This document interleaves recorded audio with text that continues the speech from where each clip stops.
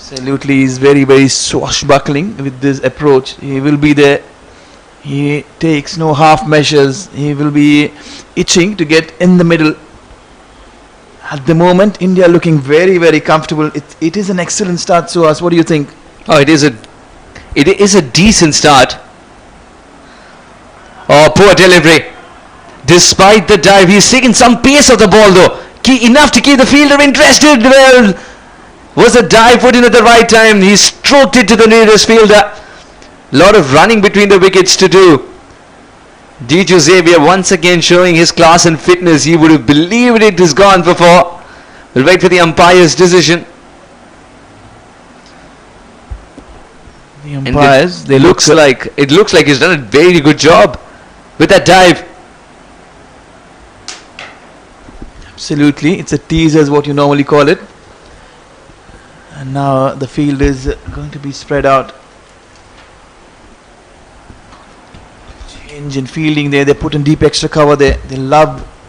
Usman loves going on the offside. A play and a miss. That was pretty much a heave from there from Usman.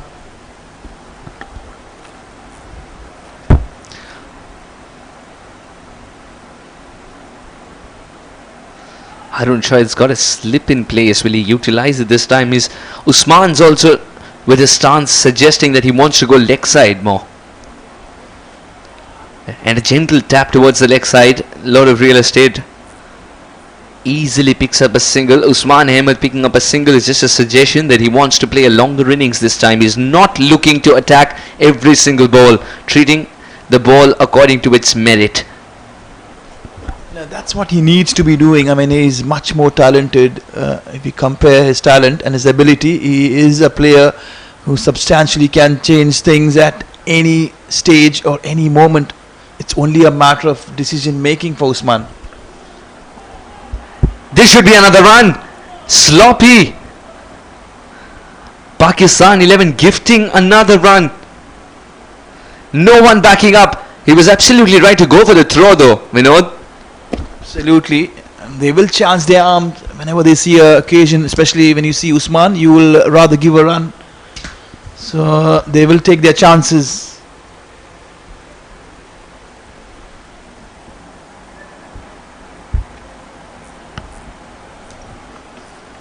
Harun Shahid, what does he have in store? Oh, very good delivery. That's missed.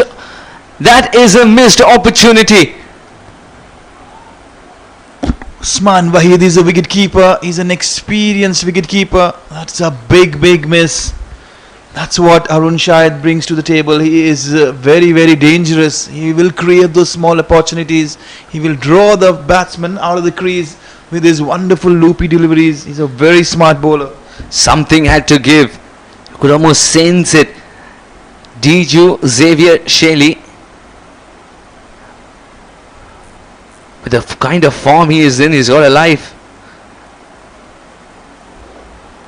Wanted to go for the sweep shot, missed it completely. No turn whatsoever on that occasion. 6 overs gone. The restrictions will now be lifted.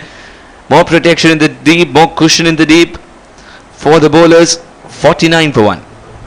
Had a decent power play. Almost something that they would be thinking about. The wickets column looking pretty good for them at the moment. 49 for 1. Usman is still there, and that's the most important aspect. They will be banking on Usman's stay at the crease as long as possible. The Indians, they're relying heavily on Usman, and he surely will be taking the added responsibility being the skipper. Diju has got a reprieve. We'll have to wait and watch. Does Diju make this count?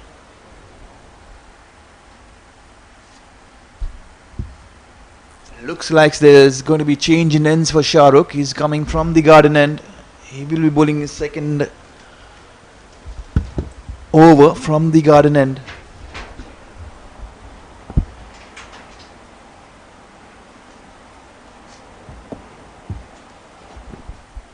Diju batting on 12. Usman 21 of 15. He's had a pretty good, quick and decent start is Usman.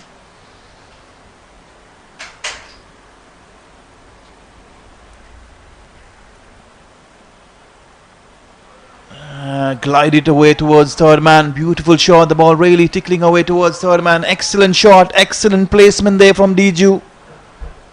The momentum. There's going to be a shift in momentum from the Indians. The power play is done and dusted. The first ball races away to the fence. They will love the additional pace coming onto the bat. He was struggling in between with the spinners, but now they'll be very, very comfortably sitting with Shah Rukh bowling. An excellent boundary there. Plenty of field changes there for Kashif. Shah Rukh needs to come back well. He's provided more pace. And all that a batter does is provide placement, gets around it as third man. Would be a single. Boundary of the first ball in the over. The tone is set nicely for India. Can they make this one a big over as well? Shah Rukh has started off pretty shaky in this innings. 19 already. He's hardly into his second over. Pretty expensive. He has erred in line and in length. He's been punished. Will be under some pressure with Usman facing. Usman will be up and ready. Anything pitched up to him, he's going to go after it. A flashy drive there from Usman. Play on a miss. Slightly wider.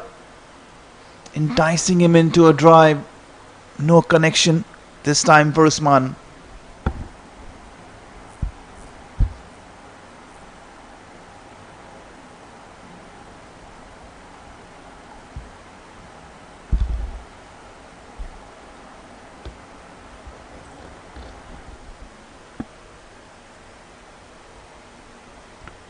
Shah Rukh searching for a wicket here, searching for another breakthrough. They've already got one.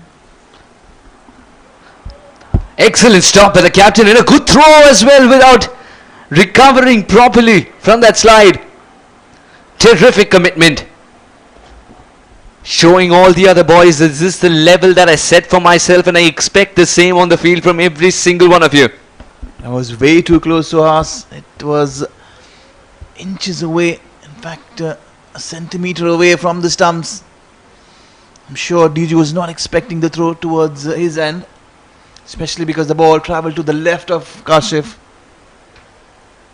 Looking good. All the fielders have just gone on and hanging on the edge of the circle.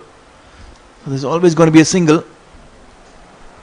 They've studied the game of Diju Xavier Shelly. They've studied the game.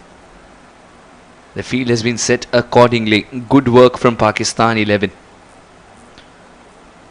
They know that he loves to go for the cut shot. Man lurking in the deep and deep point. What's interesting to me is that the field remains the same for Usman Ahmed as well. Absolutely. Are they missing a trick over here? Because Usman, someone who loves to go over the top and through covers. Or do this if you provide pace. Stylish, elegant, and very Usman-like. You can't set a field to this. You were just speaking about the field, and now Usman comes up with something absolutely fancy, or bringing something out of the box. And that's the way he plays. He's very cheeky. He's a 360 player, Usman. Very smart, very intelligent.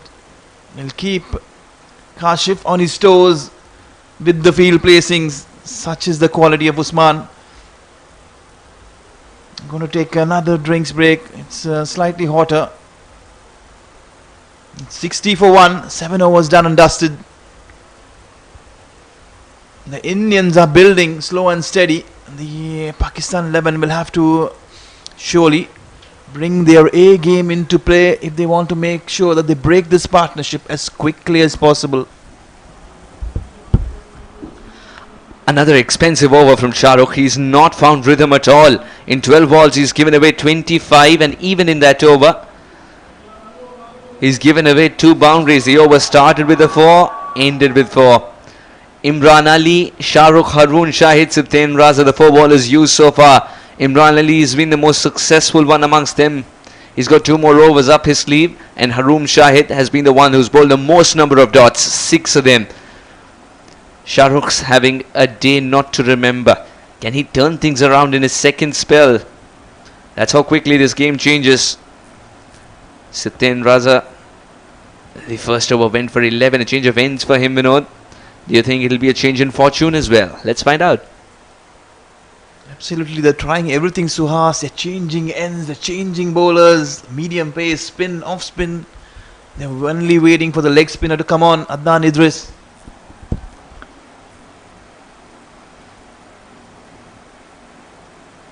Satyendra Raza, he was a star with the ball in hand just hours ago.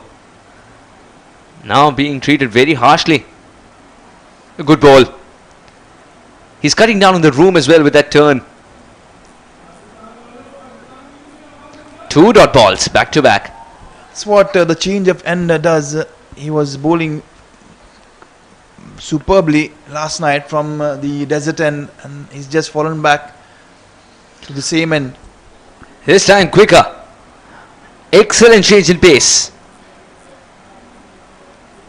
Last time troubling the batter with a bit of spin. This time troubling the batter with pace. He's got all the variations that you require to be a successful off spinner, and he's got the temperament as well. 3 dot balls. Make it 4. This is a much required over for Pakistan. They're stealing momentum back again.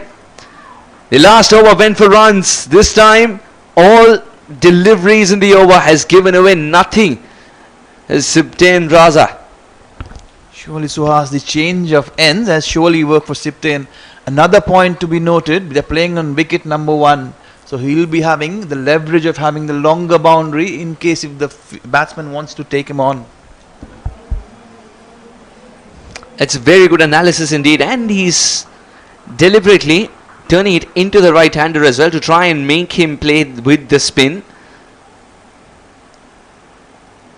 And of course there is a deep mid-wicket lurking. Usman Ahmed, 26 of 18.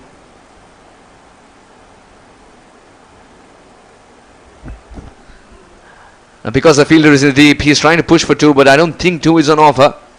A single it shall be. Satyendra Raza has finished one of the most wonderful overs that we've seen so far from Pakistan. He's got their momentum with just 2 runs of it. Rightly so. He's pulled back things in his first over. He gave away 11 runs, and the second over only going for 2. The most important thing is he's kept Usman off strike, and that is going to test Usman's patience as long as you keep him away from the strike, because he is somebody who loves scoring and scoring quickly. Kashif has got his thinking cap on. Another change in bowling. Have to wait and watch. Looks like his bought his ace spinner, Adnan Idris. He was stunning last night with his leg spinners. He's got plenty of variation, is Adnan Idris. Certainly the captain will be relying heavily on Adnan. He's bowling to the shorter end, mind you.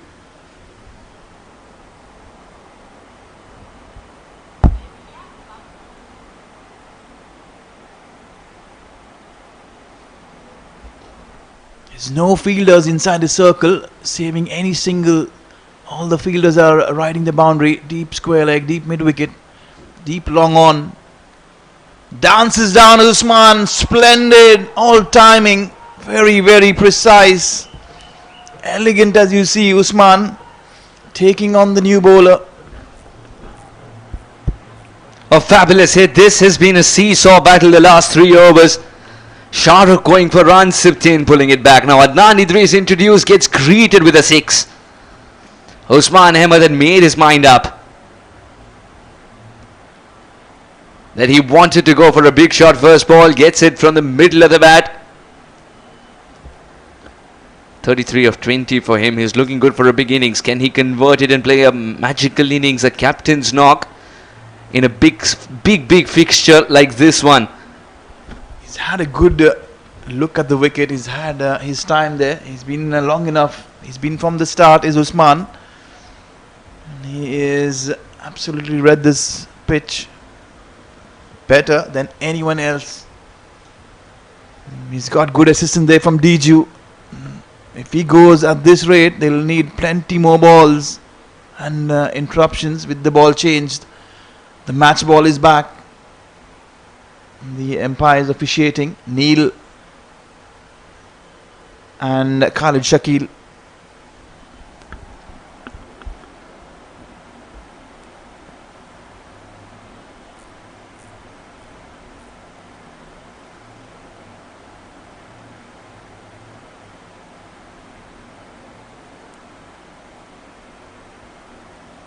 That's it well. He's called for 2 again. He'll take 1 for the shot and 1 for the throw.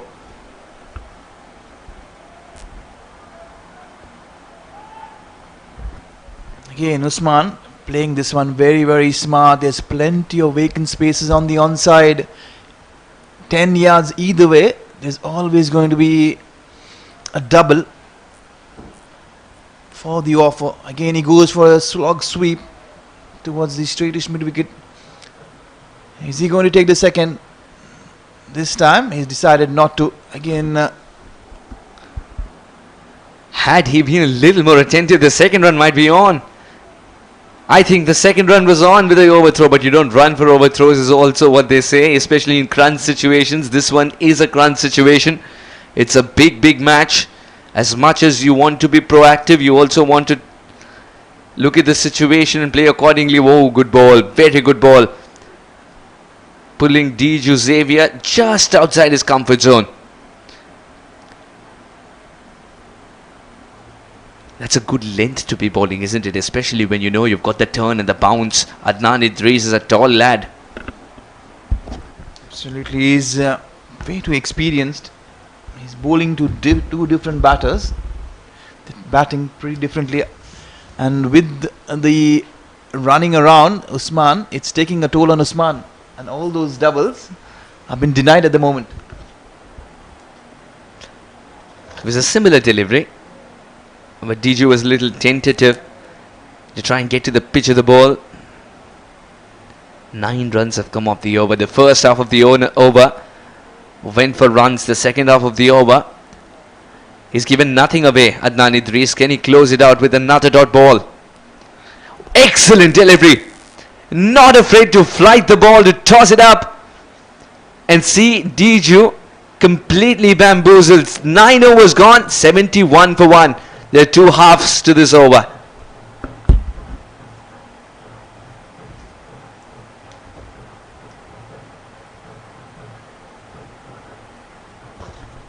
Another short break. We're having a quick drink in between India and Pakistan, playing their second game. They won their opening games comfortably. But for Pakistan, they were slightly in a spot of bother.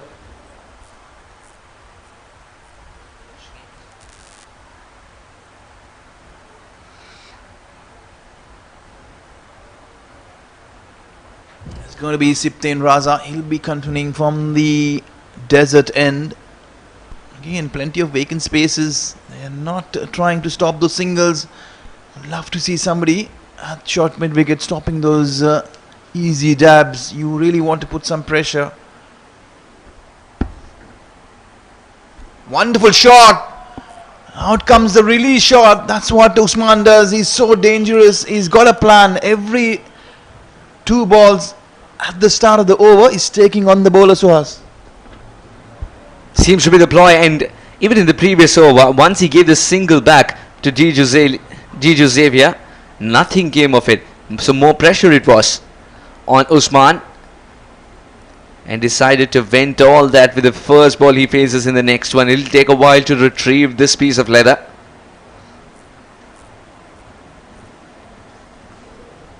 He's treating the crowd with some fancy hitting. They all love to see him going, and he's just doing exactly that. He's been pretty good. He's looking better as the innings is progressing.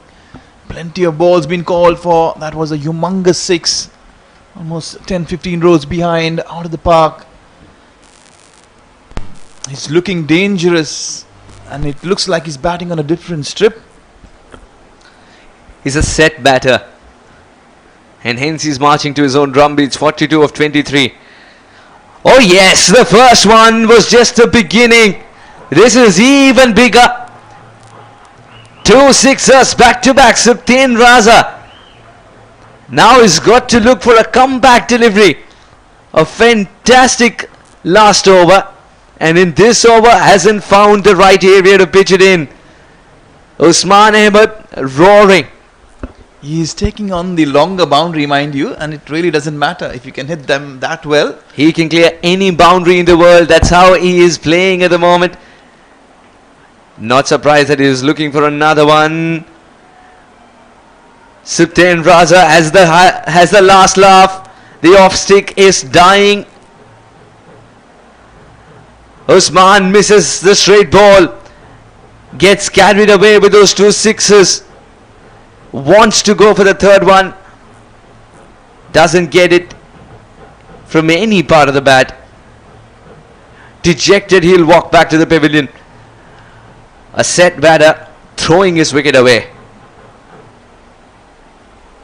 That was very, very casual. I mean, if you see his innings in the first game, he was in the 40s, heading towards his half century. Well, he has perished again, to the disbelief of the Indian fans who are dancing around at the moment. But the Pakistani fans will be very, very happy to see the back of Usman. It's a wicket at a very, very crucial stage. 83 for 2. We are almost heading towards the first half of this innings. 3 more deliveries to go in the 10th over. Finally, Supten Raza has ensured that his captain has made the right decision to continue with Supten.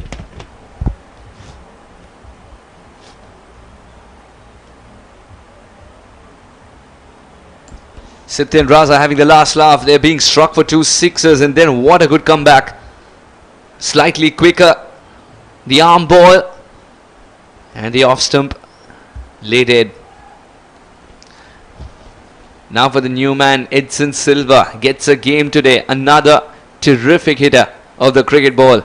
A deep backward square in place, because he loves to go leg side. We'll have to wait to get going. There's always a relief when you score that first run, no matter what level of cricket you're playing.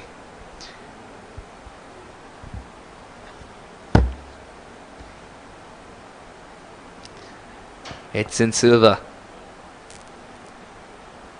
cautiously tapping it away. Will not get that single that he so dearly wants. Supten Raza has pulled things back nicely. Started the over with 2 back-to-back sixes. Picked up the big fish, and now 2 dot balls.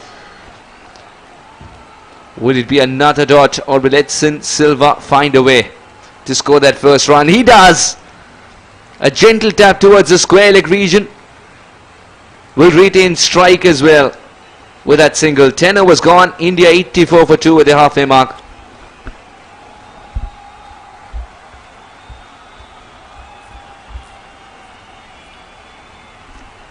This match is heading in the right direction. It's looking good. It's looking really, really good. We'll have to wait and watch how they take their next 10 overs, the Indian 11. The good thing is that Kashif has plenty more options, spin bowling options. He has himself, he has Amin Ijaz, Ali Zaher, a lot of options there for Kashif. He's taking his time. I would love to see a couple of more fielders coming into the circle. I would want to see a slip as well. Yes, rightly so, the slip is coming in place, because they have sensed a hint of turn there for Adnan Idris. Watchfully dabbed back towards the skipper.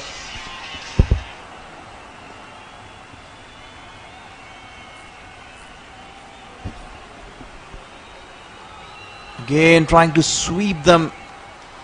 This one off length, completely missing it. An animated appeal there from Adnan Idris. He's looking slightly edgy, is Edson.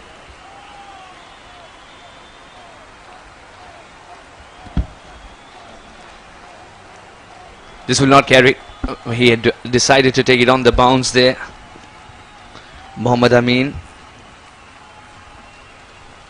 Plenty of turn there, Suhas, but slower turn. We'll have to wait and watch how he maneuvers his pace. Adnan Idris is also bowling with a bit of relief now that Usman's back in the pavilion. Look at him string 3-dot balls there. With just one run in between, that means he's got a very good over to start with. Can he end it well too? Another single. So it's that little slump in the scoring rate that's come by because the captain has found himself back in the pavilion. Edson Silva is taking a bit of time to get going. Scored a very gritty half century. Now Edson Silva launches this one into the sky and it goes beyond the ropes. Yes, he took 6 balls to deliver some magic, but off the 7th he covers up with a beautiful 6. He was looking very, very edgy. It was only a matter of time, and that's the way he plays. He loves going after the bowling. He loves going straighter, long off, long on. It's going to be an interesting phase for the Indians, but the Pakistanis will have to be on their toes if they want to pull back things.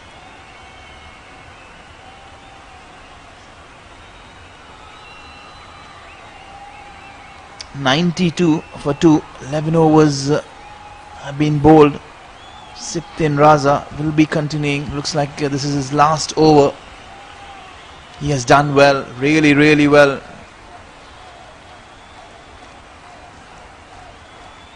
Diju Xavier is going almost at a run a ball, 20 from 21. He will have to ensure that there is some momentum gained as the innings progresses. Under edge, was very cheeky, very lucky. The ball tickling away towards short fine leg. 2 easy singles, 2 easy runs. Beg your pardon.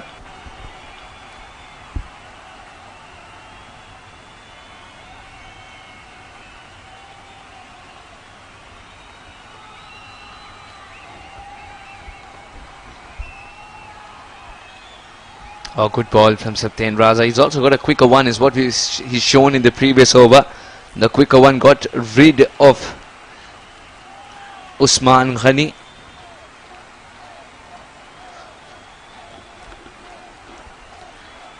He's also standing slightly outside the crease here.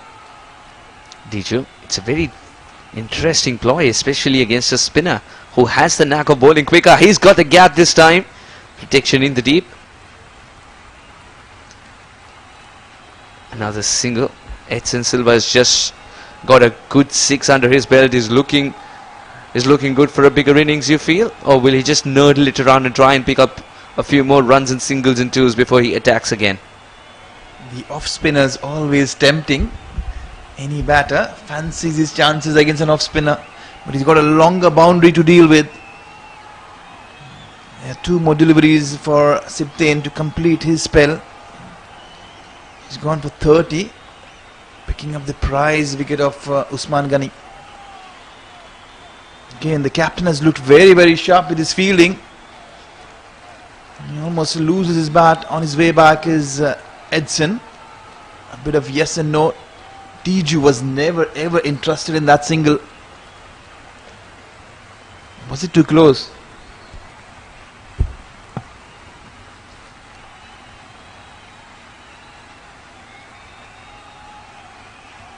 And cannot get that single. Straight to the fielder.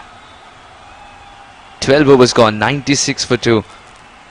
Just 4 runs of Siptain Raza's over. He's pulled it back nicely to finish his 4th. Finishes with the figures of 1 for 30. Went for runs in the very first over, 11 of them. Then pulled it back. Then again went for 12 runs of the first 2 deliveries with back-to-back sixes. Had the last laugh by picking up Usman Ghani's wicket. Thereafter, he's kept it very tight. Is there going to be a shift in momentum for the Indians, Suhas, with the wicket of Usman? Because he was the one who was taking total control in the middle. 12 overs, 96 for 2 with 8 wickets in hand. They've got the launch pad to go for the big shots. and get to a good total of over 160, 170 on this kind of a track. It's challenging, but is it enough is another question altogether. Mind you, they have made a couple of changes low down the order. They've changed Nitin, who was hitting it big, long and hard. They don't have a guy such as Nitin down the order. Edson Silva is replacing Nitin.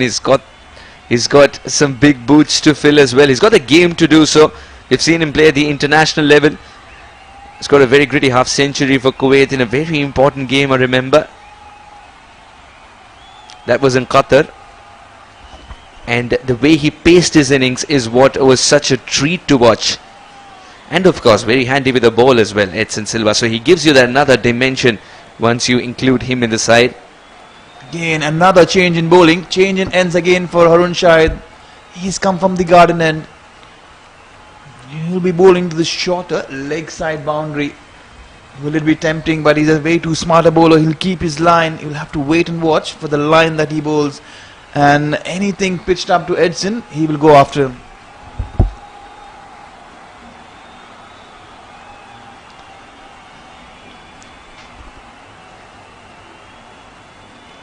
Another single granted Harun Shahid. I think this is good captaincy as well from Kashif. Once Usman's back in the pavilion, he's given it to two spinners to get the game back under control for him. Septain Raza beat Nanadris, and now Harun Shahid, who's got a change of ends. Excellent captaincy. The way he maneuvers the spinners in the middle overs, it's very Dhoni-like. Yeah, that's what happens. Actually, he's been doing that because he has plenty of spinning options. Maybe it's far too confusing at times. It's a bigger headache. This single brings up the 100 for India.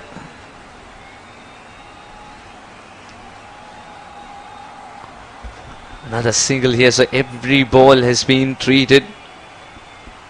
I would love to see Shahid really tossing the ball up. He hasn't done that so far. Have you noticed that?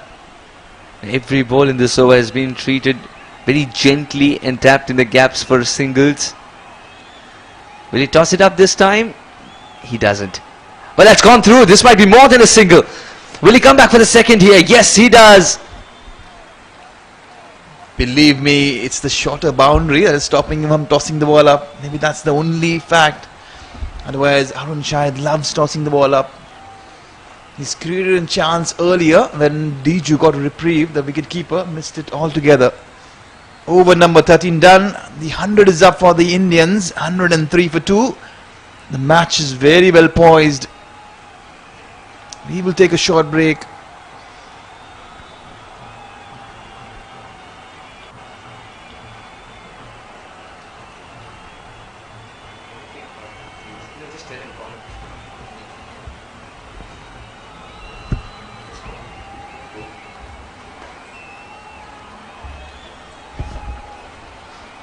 The top 10 run scorers in just 2 days. We've seen so many runs. Just tells you how sportive a wicket we have. Diju Xavier tops the charts with 98 in 2 games, and that'll continue. He's still out there in the middle. Usman Ahmed 90. Ravija Sundaravan single-handedly took his side home. Sri Lanka 11. Meet Bhavsar has got 2 good starts, but that big innings is pending. We'd expect that as the tournament progresses. Bulbul Ahmed, the captain of Bangladesh, played a good gritty innings yesterday. Unfortunately, wasn't enough.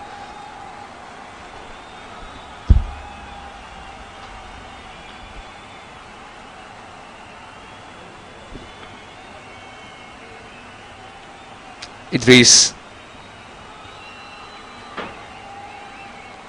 The idea was to come down the track and get to the pitch of the ball and smash it straight down the ground. Idris is also bowling slightly quicker. He's adjusting the length accordingly. And he sees the batter come down the track. Watching the batter till the last moment. That's what the coaches tell you. And Adnan Idris is a very seasoned campaigner. Excellent shot. Idris was running into ball to a righty. Diju Sheely Xavier. He doesn't shy away from being cheeky. Much needed boundary for India.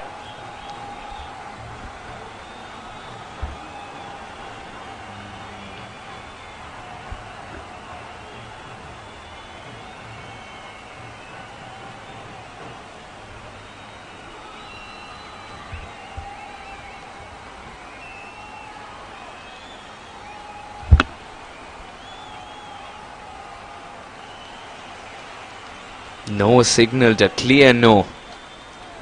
Adnan Idris is not tossing the ball up again. He's bowling it slightly quicker because he doesn't want to go for runs. Adnan Idris is looking for that first wicket still. In 15 deliveries he's been carted for 22.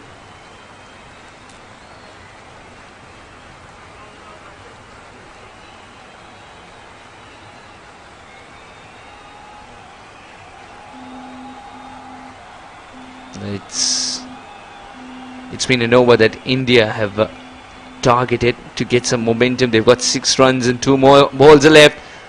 Goes for that big shot, a huge heave on the leg side, missed it completely. Slows it down a little, Adnan Idris, and that has helped. Final delivery coming up.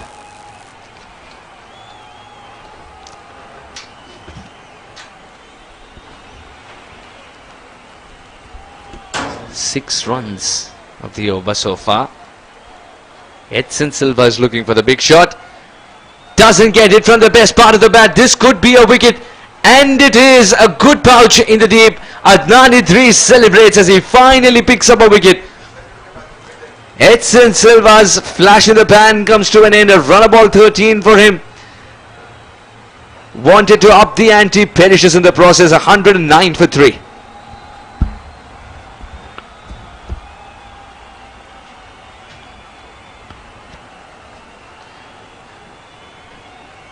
The team expected better from him. Edson Silva, premeditated, taking his chances, and a simple catch for Shahrukh Khuddus. Hands in the right position and waving thank you very much to Edson Silva. Third wicket down for India for 109 on the board. Captain Kashif will believe this is the time of the game where he can pull things back, get some more momentum. That's how India have fared with a bat in hand. Usman Ahmed, the captain, 48 of 25 was a terrific start for him indeed. Meet Bhavsar got a good start as well for 14 of 13. Diju Sheely, he's out there holding this innings together with his runner ball 32, changing gears quickly. Can he do that again? Edson Silva was the last man to go. Nasir Hussain, Nimish Latif, Yasin Patel, Jomin Joseph, Mohammad Shafiq, Nawaf Ahmed. So there's a lot of batting to come, of course, with Shiraz Khan, who's been slotted at number 11. But that's only on the scorecard here. He'll definitely come out to get bat much before that.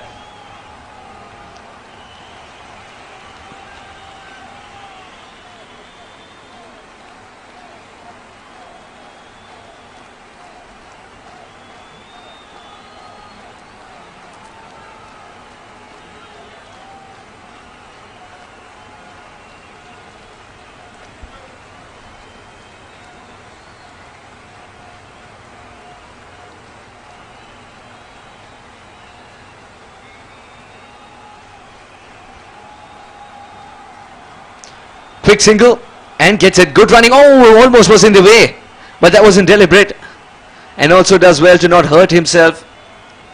Was in the line of fire for a moment. Diju Xavier now will have to bat differently with the wicket falling.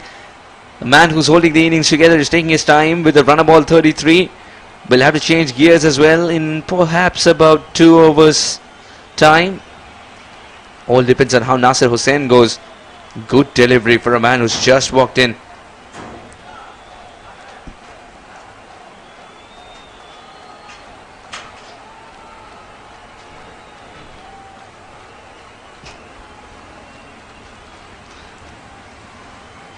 Wanted that single, will have to negate it. Good work by the captain. Warm welcome. Vinod, you haven't missed much at all. Haroon Shahid bowling excellently. Thank you. So Haas, it's been a pretty busy evening. The new batter is Nasir Hussain. If you see Nasir Hussain and Edson, they all bat in a pretty similar fashion, going after the bowlers.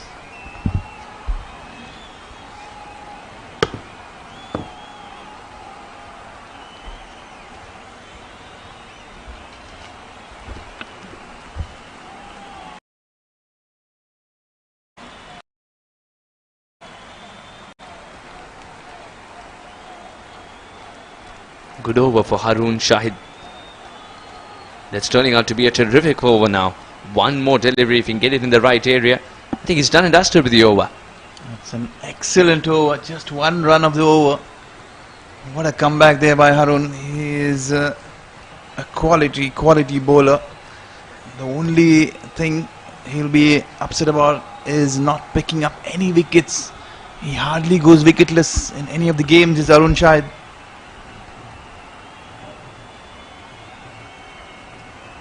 Diju is still hanging in there. 33 balls of 33. He scored 33 of 33 balls. He's going very steady, run a ball.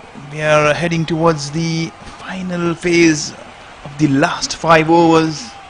The slog overs is what we call it. Another delivery.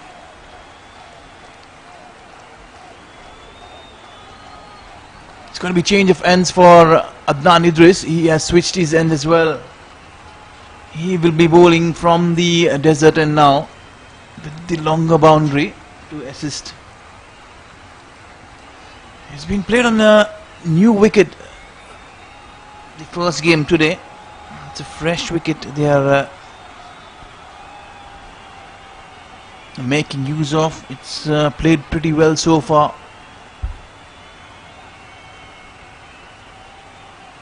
Dances down the track. That was pretty quick from the keeper Usman Waheed. No damage done. A play and a miss.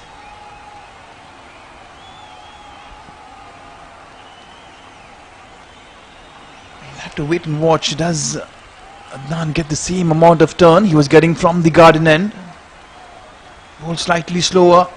There is turn, but it's rather slower. 3 fielders on the offside. Squarer, a short third man, a backward point, and a straightish cover point. The only fielder in front saving a single is skipper Kashif Sharif. How do you think things will be heading from here on with this score, with 7 wickets in hand, Suhas? They need Diju, Healy, Xavier to go for the big shots right away. Not wait for Nasir Hussain to get going, because Nasir Hussain struggling at the other end. 0 of 5 balls. Every time a wicket has fallen, the scoring rate has taken a hit. Oh, what a delivery. This could well be the ball of the day. We were just talking about the turn and the change of ends. He's getting the same amount of turn from either ends. He is saying it's not the surface, it's my wrists which are doing the magic here. The wrist. He's got a lovely wrist. This time they'll get a single. Diju Xavier, he's also feeling the pinch here. The gentle stay from Adnan to his skipper. How come the single been conceded? They're really hanging back. Well, that was a first poor delivery in the entire over, but Nasir Hussain was struggling himself. Only manages a single. That's the first run as well. Opens his account. It's taken 6 deliveries to do so. That's the problem. Diju Xavier. Just over the bowler's head, and Adnan Idris is quite a tall man. Another tidy over from Adnan to finish things off in his quota. Pulls it back. Gives away 26 and picks up a wicket. 113 for 3 now. India, and in the last 4 overs will be looking for a launch pad and a crescendo finish. The only matter is who is going to take the lead. We're going to wait and watch. It has to be Diju. He's been there long enough. There has to be change in gears for Diju. We'll wait and watch.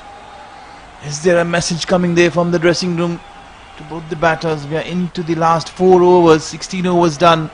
113. Mind you, they were 93 after 11 overs. They've really slowed down, and the best way of slowing down things is a dot ball. It's none better than bowling a ball that takes a wicket.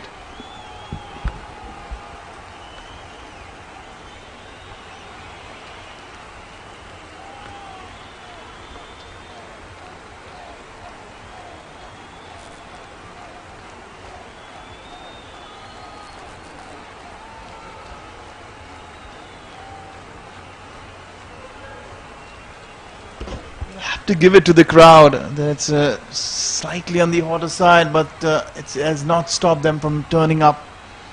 We'll see more crowd building in as the day progresses. It's going to be change in bowling. The medium pacer Imran Ali will be back.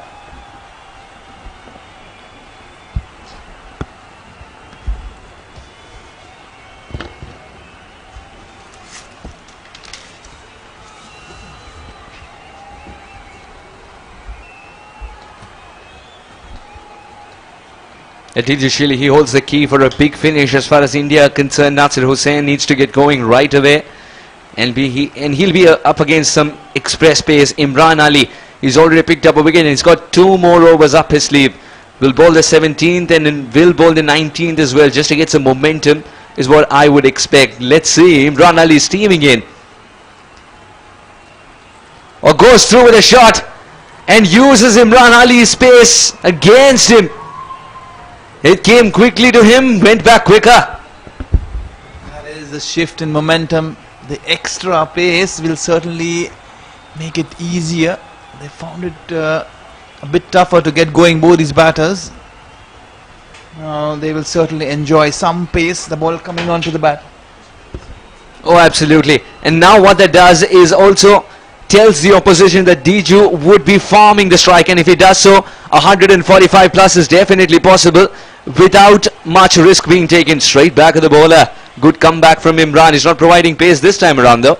Plenty of action there. Imran Ali has been splendid throughout. Very, very experienced campaigner.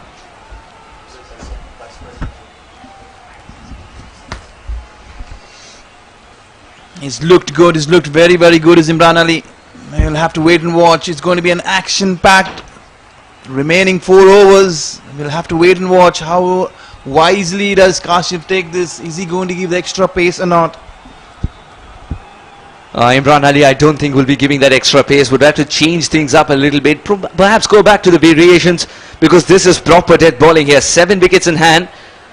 But I believe it's not just the wickets in hand. It's about momentum as well. And India trying to gather some momentum, because Pakistan 11 have been excellent in stealing those little moments in the game wherever India would try to build the momentum. It's been a seesaw battle. 1-2, 1 for 3 in 16.3.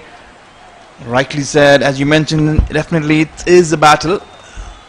Second thing is, most of the players who are here are absolutely very, very experienced, because many of them are representing Kuwait, the national team, so they are playing with each other quite often.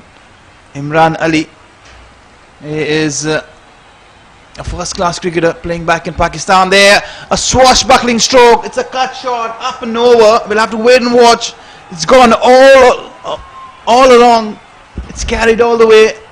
Plenty of pace. Now that's what we are speaking about, Suhas. The extra pace. Imran Ali is missing a trick here. The batter is expecting pace and Imran is serving it to him. That bouncer was supposed to come as a surprise, but Diju Xavier is looking at the cricket ball like it is football coming towards him, just guiding the ball like a new visitor to Kuwait. You go there, go explore the city. 6 all the way. There we go. That's a slower ball that you were really asking for. Change in pace, and that's something you'll have to think over every time he takes his bowling mark. Yeah, what that single does is brings half century up for Diju Xavier. Another fighting half century. 50 or 43 this time. A different situation, a different side, but he's battled it all. In 2 nights he's shown the caliber he has as a cricketer, and the fact that he's ready to go through the grinds every single time he turns out for his side. Absolutely, he's been splendid. 2 back-to-back half centuries is Diju Xavier. He's striking at almost 116, 120. I'm sure he'll be picking up in momentum if the extra pace is going to help him. But at the moment, it's going to be Nasir who'll be facing. He's struggling a bit. 1 from 6. Plenty of field changes. 13 runs, 15 runs have come off the over with 1 ball to go.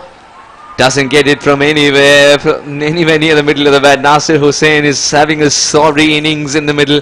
2 of 7 when his team needs more momentum. 17 overs gone, 129 for 3, and it'll be Nasir back on strike.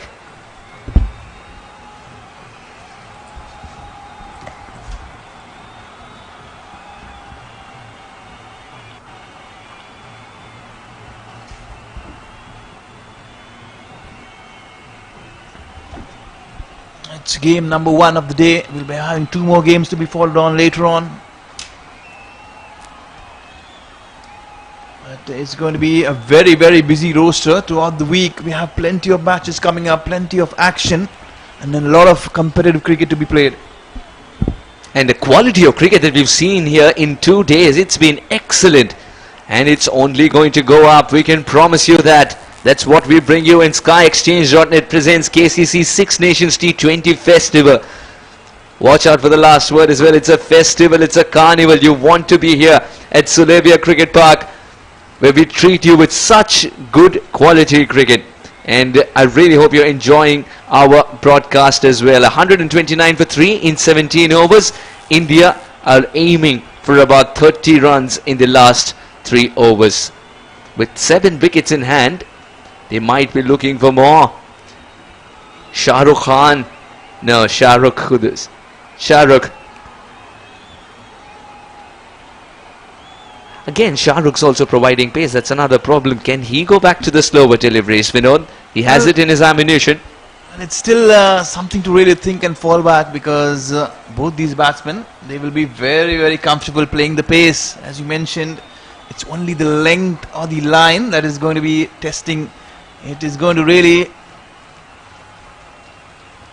look forward towards what lines they bowl. This time Shah Rukh bowling towards the longer boundary on the onside. That's slightly wayward, erring in line there, drifting down the leg side. Some bat and ball, and it races away. That's the relief that Nasir will be looking at. T20 Shili eventually shows his bat because he realized he's reached the half century, but he's reached 54. 5 of the first 2. Again, Shah Rukh looking like he's lacking rhythm. At this important juncture, the captain has given it to Shah Rukh, who's having an off day. Up against T20 Shili, Xavier, who's having a tremendous day. This is why it's a safe area. Gets around it at the right time. He stopped a certain boundary there. And what that single also does is brings Nasir Hussain on strike. Rightly pointing out, Suhas, you are spot on with Shah Rukh having an off day. He's also bowling with the fine leg up. Anything down towards the leg stump or around it, it's just asking for danger. He's bowling with no fine leg, no square leg. Fielders are much more squarer. This is going to be Nasir, who's really trugging at the moment. 3 from 8. Nasir needs to get it from the middle of the bat. For the moment, he's searching where it is. Again, swing and a miss. It's two men playing cricket up against each other, both of them not having their best day. It's a very, very valid point that you made. Two cricketers struggling at the moment, but they have a job to be doing, which is on hands. 3 of 9, Nasir Hussain. He's proving to be a little painful this innings. He's got to find the middle of the bat. Can he cover it up with just one shot? Swing and a miss once again. More pressure on T20 Xavier at the other end. Plenty of agony adding on. Every dot ball is rubbing salt in the wound for Nasir. And all the fans are looking forward, because another over and we'll be closing down towards the end of this innings. 2 more overs to go after this delivery. T20 Xavier is perhaps reconsidering that single that he taken early in the over. Nasir Hussain is standing a little deep inside the crease as well. Not too much though. That bat swing, it needs to come good. Can he play a baseball-like stroke? Again, a good swing and a miss. He's looking for the umpire's arms to spread to provide some reprieve. That's not the case. Shah Rukh finishes the over excellently. 3 dot balls and 6 runs of the over. 135 for 3. Momentum back with Pakistan. The last 3 dot balls will certainly tempt Kashif to give him another over. So we'll have to wait and watch. Is it going to be Imran Ali? Yes, Imran Ali will be coming back. I've certainly realized that one batter is certainly struggling there. Score Usman Ahmed, who started off the innings in a fly at 48. Mahid Bowser, he departed early. 14. DJ was batting very steadily on 55. Edson was the last man out for 13, and Nasir Hussain at the moment is literally struggling. He's 3 of 11. We are 135, 18 overs bowled. The wickets column is something we'll have to look upon. 7 wickets in hand, plenty of batting to come, plenty of batters to follow. Have they really regretting with the promotion of Nasir? We'll have to wait and watch. Was it the right decision to send Nasir up? And plenty of batters in the dugout waiting to chance their arm. Imran Ali will be bowling his last over. He has bowled 3 overs, 1 for 27. This should be taken. Fielder getting underneath. No, doesn't get there in time. Direct hit is also missed. Can you believe it? They have missed both the ends, and there was a chance on either ends. One shot and 2 batters in trouble. One who played the shot, the other who ran for it. It's an error of comedy there. It's the rank full toss. He couldn't put it away. Such is the form. Let's have a look at it again. Only if time allows us. We've got to cut back to live action as well. He's slightly changing the field. The offside field. Now the long off is not straight. He's a little wide. Diju Xavier has to take it upon himself to farm the strike here. He's dug it out. That Yorker directed could be very close. Kashif Sharif has been doing this all day. He has been shying at the stumps. The only thing he has failed to is hit them. Nasir Hussain's got to forget the fact that he's 3 of 11 and start to score those runs by treating every ball as one that deserves to be out of the park. If he gets out, that's alright. His team wouldn't ask him another question, but if he misses it and stays in the middle, that is when he'll be creating more problems for India 11. He's got the license to go for the big shot. He's got to look at the positives here. Nasir Hussain doesn't get it from the middle of the bat. This should be taken. Kasif completes the catch. An agonizing end has really come to an end there. Nasir falling for 3. The Indian fans will be hoping that someone really explosive walks into bat. We'll have to wait and watch. The medium pace ploy has really worked for the skipper, the Pakistan 11 skipper Kashif. Nasir has found it very difficult both against spin and pace. He has literally struggled. We'll have to wait and watch the next batter. Is it going to be Nimesh or Shiraz? It looks like it is Shiraz. He's used the short ball very, very wisely, is Imran Ali. We've seen Shahrukh bowling the shorter balls to Nasir, and immediately he's come back and he's bowled the short delivery to Nasir. He's picked up 2 for 30. It's been a pretty decent over. A double, a single and a wicket.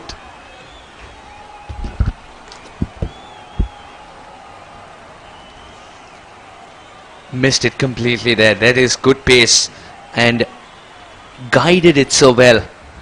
Imran Ali. Length is what is important. He was trucking for a Yorker, full length. The problem for India is that they are unable to get the momentum they require for a good finish, also because the man who can provide it is at the moment handcuffed to the non-strikers, and it's his own doing. Not only has a wicket fallen, but there's been a dot ball to follow it up with. Now Shiraz is someone who loves to go for the big shot and is more than capable of clearing any boundary in the world. The Imran Ali is not the Imran Ali who was bowling the first 3 overs. He's growing in confidence with the second wicket that he's picked up. And a pinpoint Yorker. This could be tricky. This could be very tricky a situation. Shiraz, will he go for the big shot? He gets a full toss, backs himself and clears the fence. He's chosen a very safe area, because at the end of the day, the long off can only do so much, and you can't set a field straight down the ground. Straight is an arrow. Absolutely, some momentum. It's been a while, and it's a wonderful shot. A maximum straight back pass up and over the bowler's head.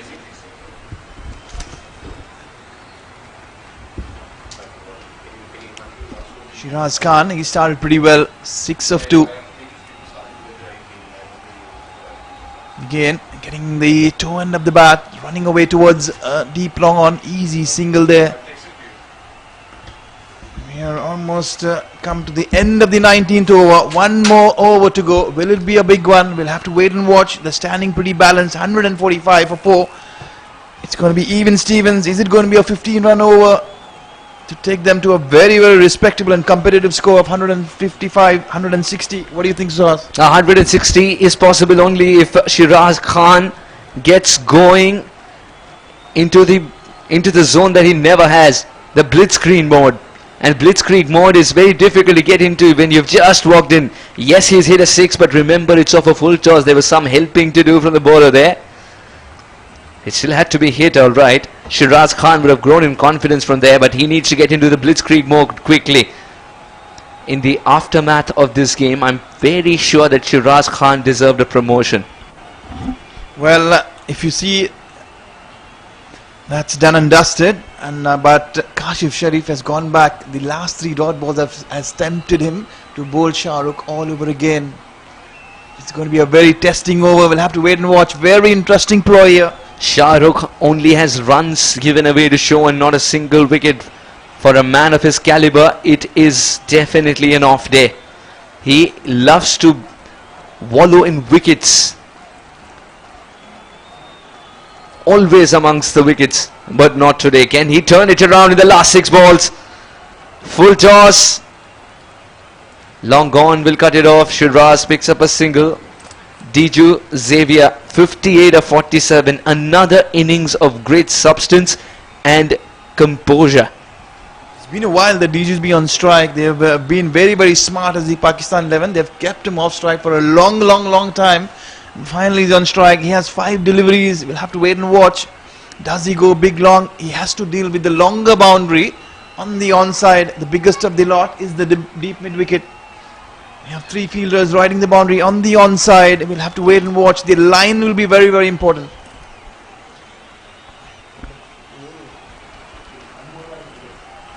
Yeah, the line is of utmost importance. Shah Rukh wants more protection on the offside. There's a man at sweeper cover now. Now he's moving into the deep. There's a sweeper in place and an extra cover in place, suggesting that the length would be somewhere here and line would be way outside of that. Of course, would be deemed a wide, but he's trying to keep it inside the tram line. He's trying to york the batter as well. Diju Xavier Shaley, will he walk outside the off stump to access it better, because the leg side is something that he loves to favour. There is a man at deep mid wicket, but there's a huge gap between a very straight long on and deep mid wicket, the cow corner region. That'll be a single, and a single is a boon for Pakistan 11. It's Shiraz back on strike. Diju Shaley, he's going to be starved of the strike here, because Shiraz Khan will not look for a single. He's got to look for the big shot. The chances of connecting 50-50, but Diju Shaley, the chances go more. At the moment they're just trying to bowl wide of the, keep it well outside the off stump. That would be the ploy, and he's trying desperately to keep it out of the range of Shiraz Khan.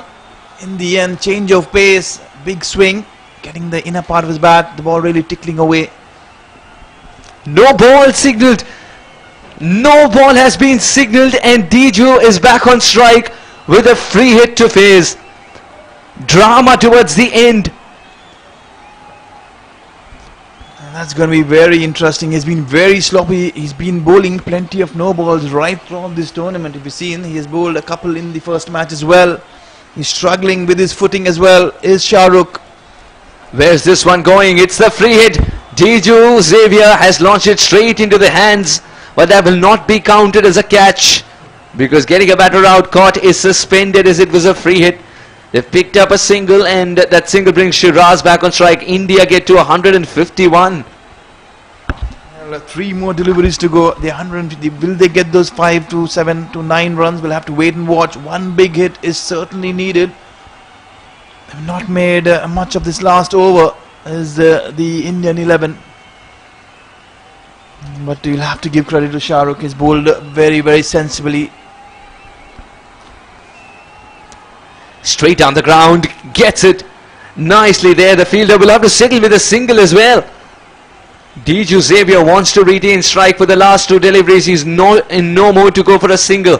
He is in the mode to hit a monstrous 6, and he's targeted the straighter boundaries more. Well, we have seen 2 rank low full tosses been bowled, and the Indian batters have really not made much of it. And they have hit it straight down the long one's throat. I'll tell you what, this over hasn't seen a single boundary. It has seen a no ball, a wide, but all of the runs from the bat have come in the shape and form of a single. He swirl around, walk across his stumps, trying to really ensure that he gets some bat on the onside again. Trying to really force the pace, getting a bottom part of his bat. Another single, rightly so. Suhas, as you mentioned, singles has been the story in the last over.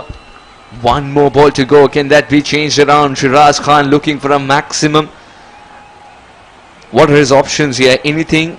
Pitch shot, he will swivel and send it over deep square leg. There's no one protecting the region. He can go towards the inside out shot as an option.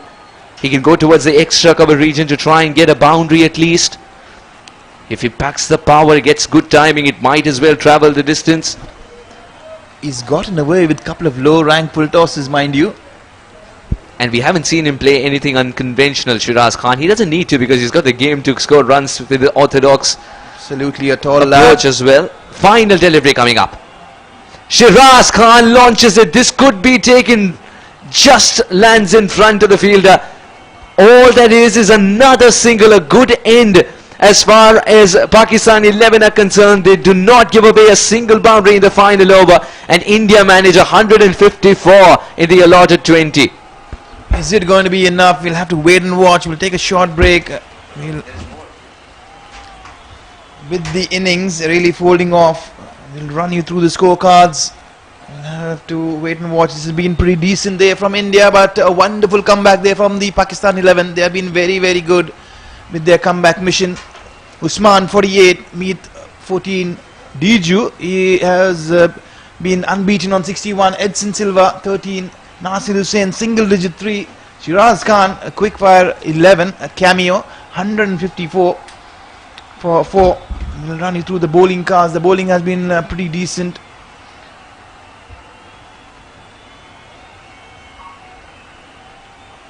Imran Ali, he was splendid. 4 overs 37 for 2. Shah Rukh he has had an off day, 4 for 40. Harun Shahid 4 overs for 20. He has been very, very economical. Siptin Raza 4 overs for 30. Adnan Idris 4 for 26. They've gone in with the 5 bowlers ploy. And will this score be enough? We'll have to wait and watch. The Pakistan innings will be starting shortly. Soon after, it is going to be an exciting chase. We'll have to wait and watch. We'll be seeing Khalid Butt, who will be walking along Adnan Idris to start the second innings. Until then, we'll take a short break.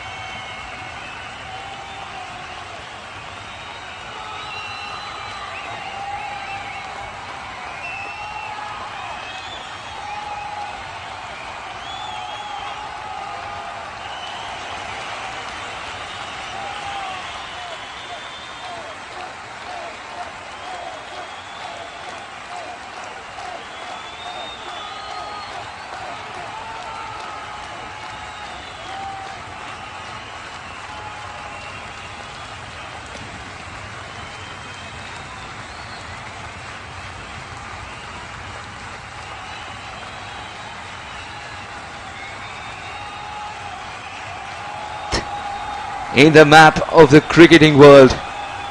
The SkyExchange.net presents KCC Six Nations T20 Festival.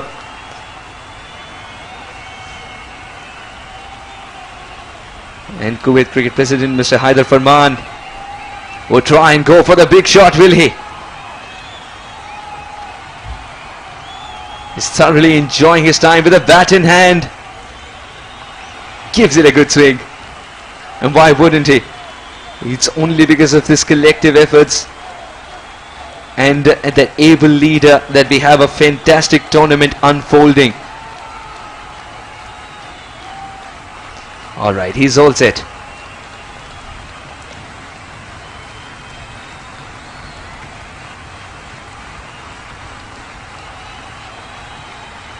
Very colourful indeed, the frame. It's a festival for a reason, isn't it?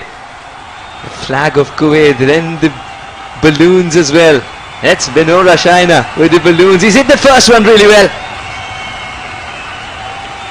And that will give him a lot of confidence to go for the second big shot as well.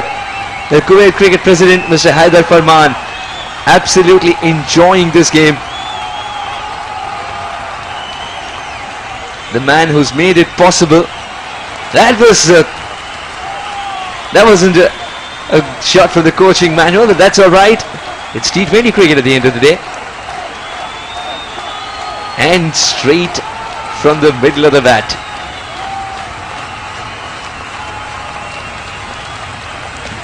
These are lovely scenes indeed.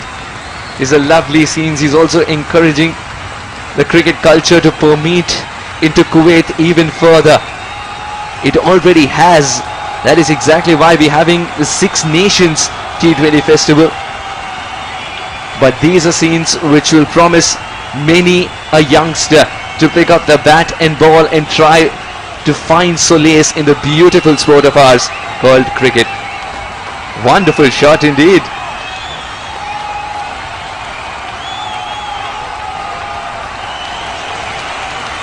And this shall encourage him as well to pick up the bat even more. Yes, the balloons go at the longest distance you can and spread the message.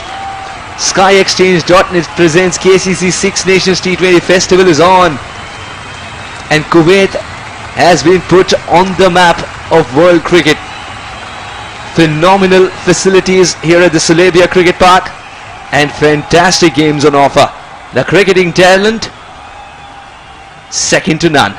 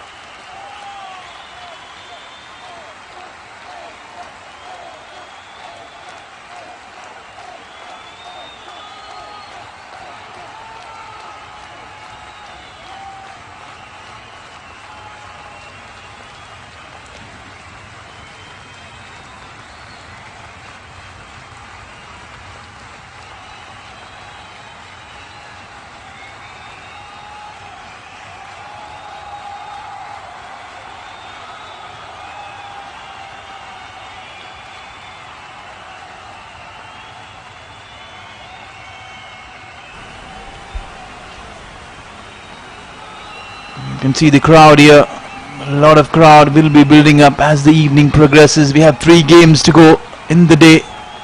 This is the game number 1 being played in daylight. Kuwait national anthem being played.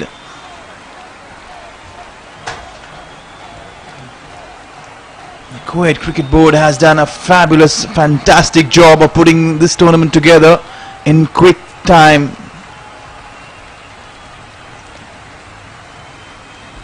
Plenty of celebration going on. You can see the Bhangra that is happening there in the ground, the traditional Punjabi Bhangra.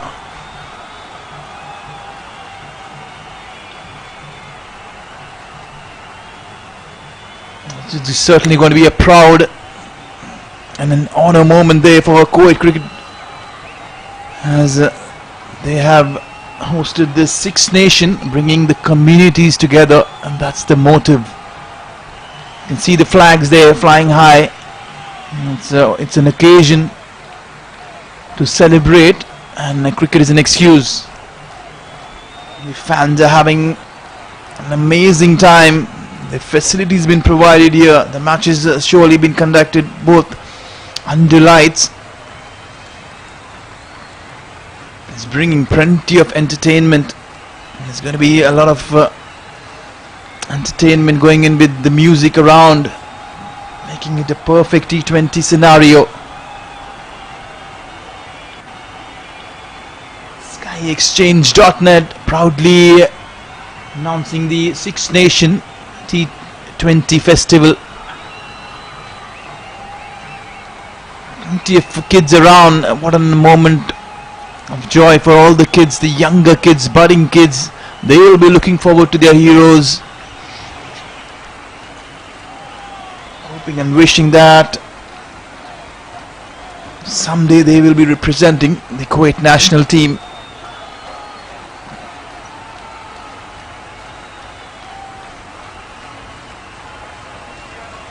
We will be catching the second innings shortly, as Pakistan will be taking guard, chasing 154.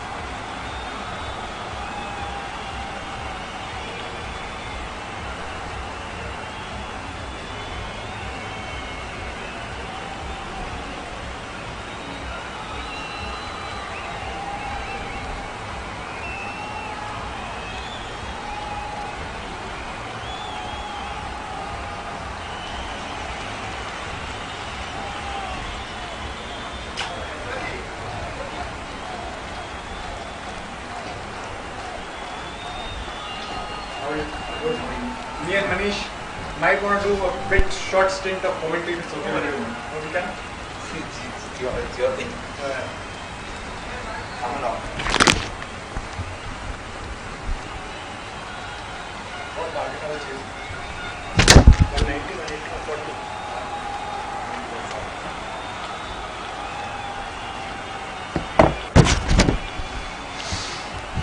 Very good evening and welcome back all the viewers tuned in. We are up and ready for the second innings as Pakistan are up and ready. We have Mohammad Shafiq who is all set bowling from the garden end. They have a slip in place. Have a short third man, cover point.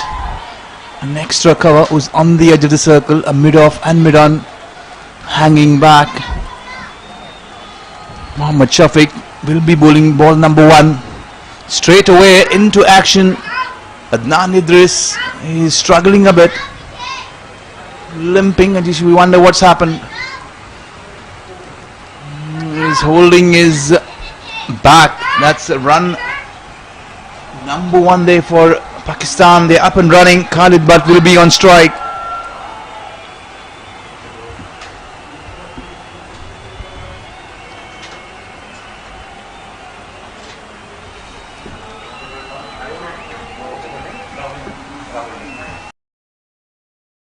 And in the box we will be joined by Rahul.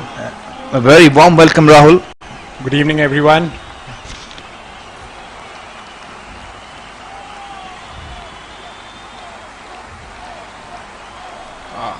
It's a nice shot, but no run. Given the conditions, I believe the wickets played good, but I think it's going to be a stiff target because we can definitely imagine that India bowling is going to be nice. So it won't be an easy task for the Pakistan team, that's for sure. Surely it's going to be a challenge. 155 on board. We'll have to wait and watch how the Pakistanis will take things in their hands.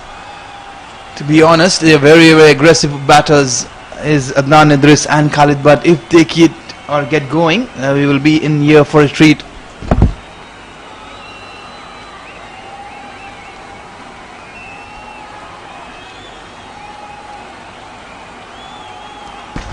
And that's played away for a 4. It's a great shot. Flicked off his pads and a 4 to begin with. Pakistan will look to be on the front foot from the get-go, and it's a good start for Pakistan. Very good start for Khalid Butt and Pakistan. You just mentioned if he gets going, it's going to be a carnival and a festival of runs. He is very, very aggressive. Mohammad Shafiq erring in line down the leg side. There's no one patrolling the boundary. Mohammad Shafiq will be bowling. Excellent stuff there. Played straight into the covers.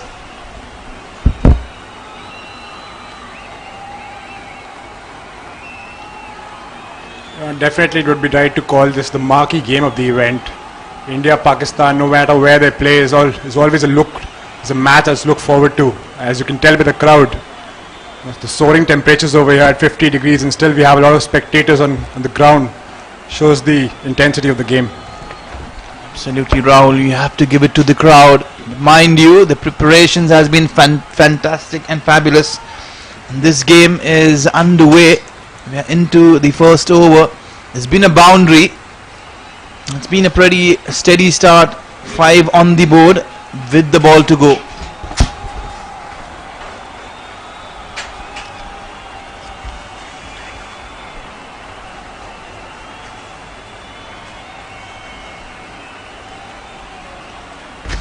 Mohammad Shafiq steaming in. He'll be bowling the last ball of this over. Very quick. Punched off the back foot straight in the covers. No damage done. D. Juzeve is the fielder. It's a quiet end to the over. A dot ball to finish off. 5 on the board. Over number 1 is done. Khalid Butt and Adnan Idris. Adnan Idris is slightly struggling, holding his back. You wonder, is it cramps or is it the heat that has gotten to him? I wouldn't be surprised given the temperatures over here. And one thing that's really important is for the players to keep themselves hydrated in these tough temperatures over here. Absolutely, Rahul. It's testing conditions. Give it a go. Be it preparation, be it game, be it players. It has been fabulous. The spirits has been super high, and we have to give it to everyone who's put things together for this wonderful game.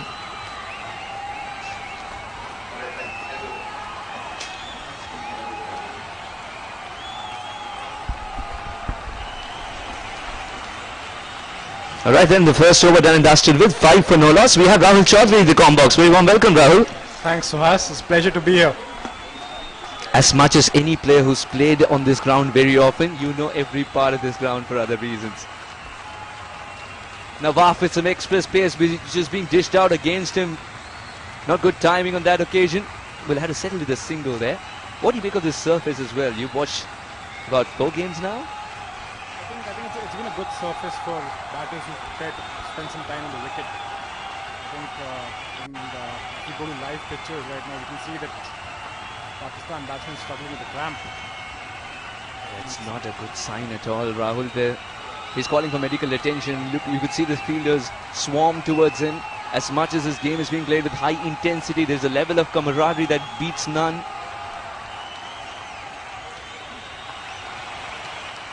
Wasn't in a good position to play that shot either. What do you make of that? I think he was struggling from the previous over as well. He was carrying on with that injury or a niggle that he's had. Just hope that it's nothing more than a cramp and a few liquid and salts can solve the issue. There's nothing serious to worry about.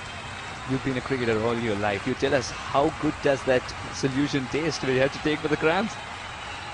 Trust me, nothing beats.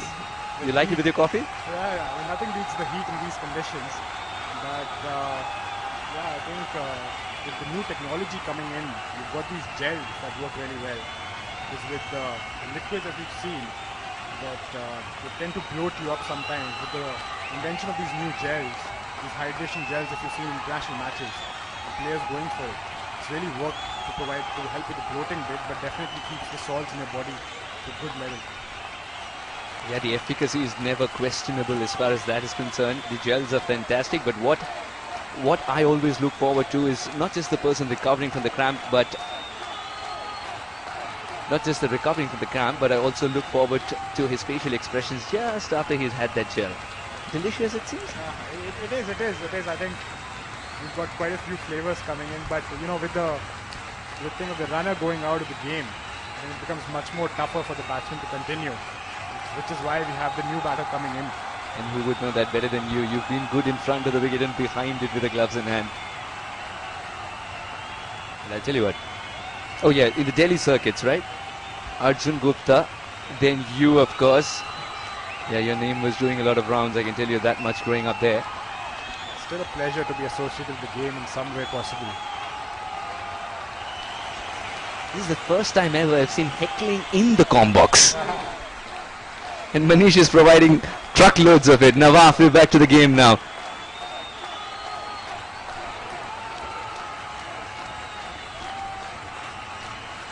Oh, good delivery. The angle at which the ball's coming as well, you've got to play it. You can't leave it alone. Yes, I think despite the wicket having true bounce, you've got to give respect to the new ball. With the swing coming into the picture and the bowlers bowling a tight line, the Pakistani batsmen have to be careful about this chase because targets like a 150 can be a tricky one. You can't go out from the outset, but you have to make sure that you keep up with the run rate. Yeah, you always need to have an eye on the required rate, especially when it's a big game like this one. At the moment, well under control, 8 and over. They've lost an early wicket though, Pakistan. They've got to put that behind them, not concentrate on that fact. And I think that stance is a giveaway that he wants to go for a big shot. He's choosing as much room as he can on the offside with a leg stump guard, do you feel? Yes, Swaz, definitely. I think it can be safe to say that both teams are high on confidence, winning their first games yesterday. Yes, spices this contest up for sure. He was in two minds whether to go for the shot or let it be and duck. Did neither, but the ball still evades him. I don't think the batsman's too happy with the call. I think he was expecting a wide to be called. But definitely the first bouncer for the over. I'm still questioning the square leg umpire, but nothing from Liam. Now, as a keeper, I really want you to know, sometimes you do think like a batter as well, right? And you want to be one step ahead of him.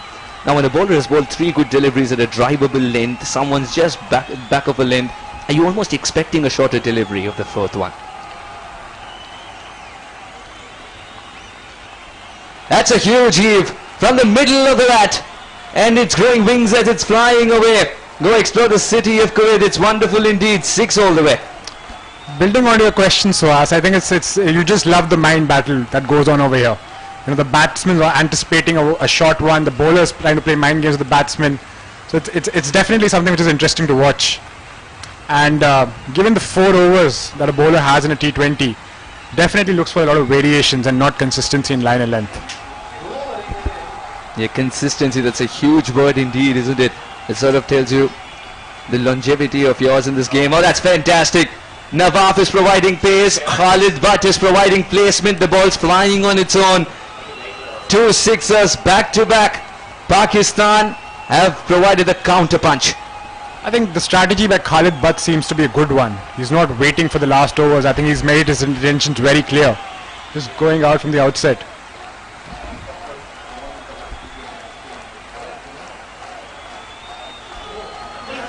He's got a couple of double hundreds, we're being told.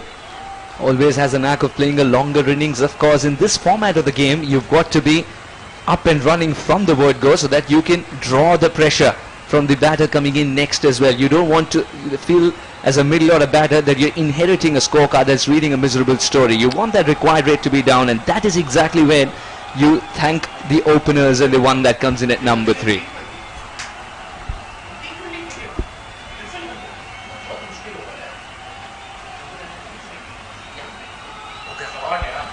And that's out. What a brilliant catch by the fielder mid-off. And that's the break that India wanted. And that's a big jolt to the Pakistan hopes. That's what you say. You can't go all out. The bowler is constantly playing those mind games, and you can definitely say that Nawaf Ahmed wasn't shy of pitching the ball up. The reward ultimately. Khalid Butt would be really disappointed. Got off to a good start, but could only manage 16. Yeah, 2 sixers back to back, and a miscue ends his day. This game turns very quickly. Nawaf Ahmed departs. He'll trudge to the pavilion as he solves the equation of why didn't it hit the middle of the bat. Didn't get the elevation. A fantastic catch, well timed jump, got rid of someone like of Butt. That's a good catch from the youngster. Yasin will be seeing him bowl very shortly. You're absolutely right, Suhas. I mean, in these catches, you've got to be very careful with the timing of the jump because the ball is really flying at you. So definitely the credit goes to the fielder over here.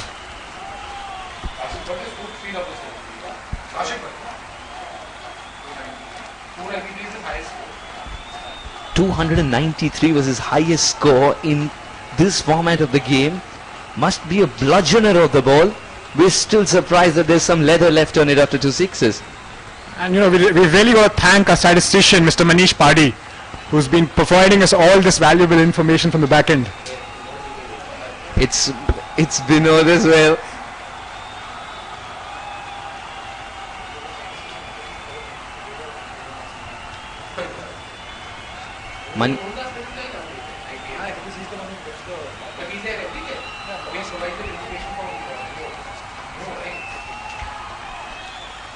Edson Silva has been drafted into the side today. He's got this another dimension of being a fantastic bowler as well. That is exactly why he's replaced Nitin. Nitin was fantastic with a bat in hand yesterday. A remarkable 30, quick fire 30 to get the game up and running. Edson Silva sharing the new ball. A nodle away. He doesn't have a bat in hand. He has what you can play a violin with. That bow is producing fantastic music. So, would you call that placement or luck? If you're looking from the keeper's point of view, I know what you're going for.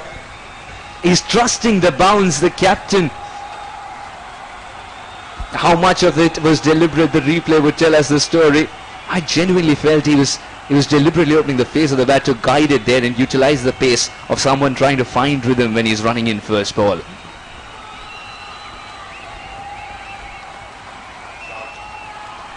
Cheeky tap and run directly to the pin toes. That was a close one.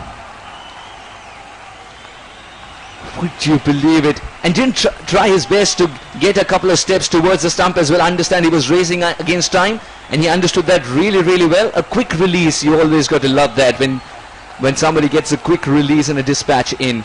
A direct hit, it is left to chance more than luck and skill.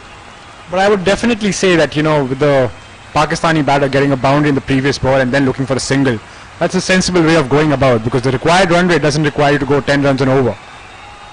Yeah, especially when you've got a boundary early on in the over. That single was, I think that single suggesting that he wants to play a longer innings, do you feel? Oh, poor delivery. And that delivery will help Pakistan gather more momentum. 6 runs have come off 2 deliveries. One of them's got to be rebowled here. As you've seen from these low totals, like anytime you've got a total around 140, 150, you definitely expect one batsman to hold one end and bat throughout the innings. Kashif's got the build for it, Kashif's got the game for it, he's got the start as well. Things going as per plan as far as Pakistan are concerned, despite a couple of hiccups. India in search of the 3rd wicket. Straight to the fielder. Oh, that's gone through. Butterfingers. Butterfingers. Eventually Meath gets around it. It's not his natural position where he feels. Shiraz could have done much better there. Didn't get his body behind. Like you rightly said, it wasn't a tough one, but you know, in these uneven bounces, you've got to get the body behind the ball. And definitely, cricket is a game of fine margins, and you know, these misfields can really hurt you in the end. Absolutely, India have a task cut out. They've got to inflate this total, and with some good fielding, make it look like 160 plus. An effort of that kind is very sloppy and would not serve the purpose. Pakistan, on the other hand, would be thankful that India leaking runs just this way.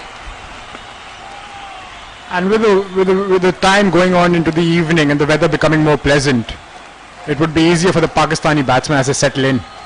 So definitely a task cut out for the Indian bowlers and the fielders. You brought up an excellent point. Now when the lights come out as well in just about 30 minutes time, that's a twilight zone, isn't it? It's how difficult is it for this kind of a batter to get settled with that, because your pupil will elongate a little bit. And that brings me to my previous point that, you know, you need someone to be there from the very beginning. It's never easy for a new batsman to come in and just go from the get-go. This time does well. Shiraz. Much better. Edson Silva gets what he wants. More support from the fielders on the offside, because the length that he's bowling is something that will invite the drive and the cut shot. Definitely.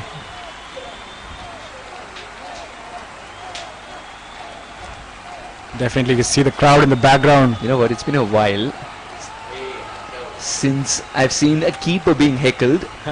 Once he's dropped the pads and picked up the microphone, and you're one of them. And Manish will very soon have you in the com box as well, and you've got a very big heart to be heckling a keeper who's done it all his life behind the wicket. One thing you can definitely say with Manish is that he's always expecting us to raise our standards. Good work there. You've got to be very celeric, especially if you're in the 30-yard circle.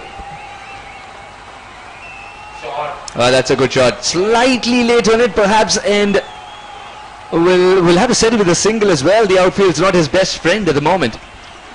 That brings me to my next question, Suhas, that what do you think about the outfield? I think it's been on the heavier side, I believe. Absolutely, and the shrewder of the batter, what they're doing is they're picking and choosing the areas where the grass is really good and the ball's racing away, and trying to target those areas, despite knowing the fact that there are certain areas in the outfield which cannot be called best friends.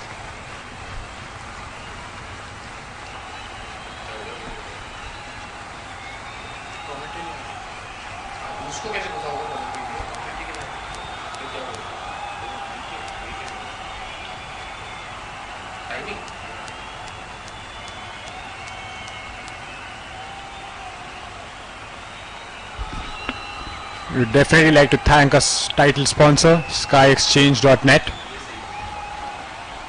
and our streaming partners, FanCode.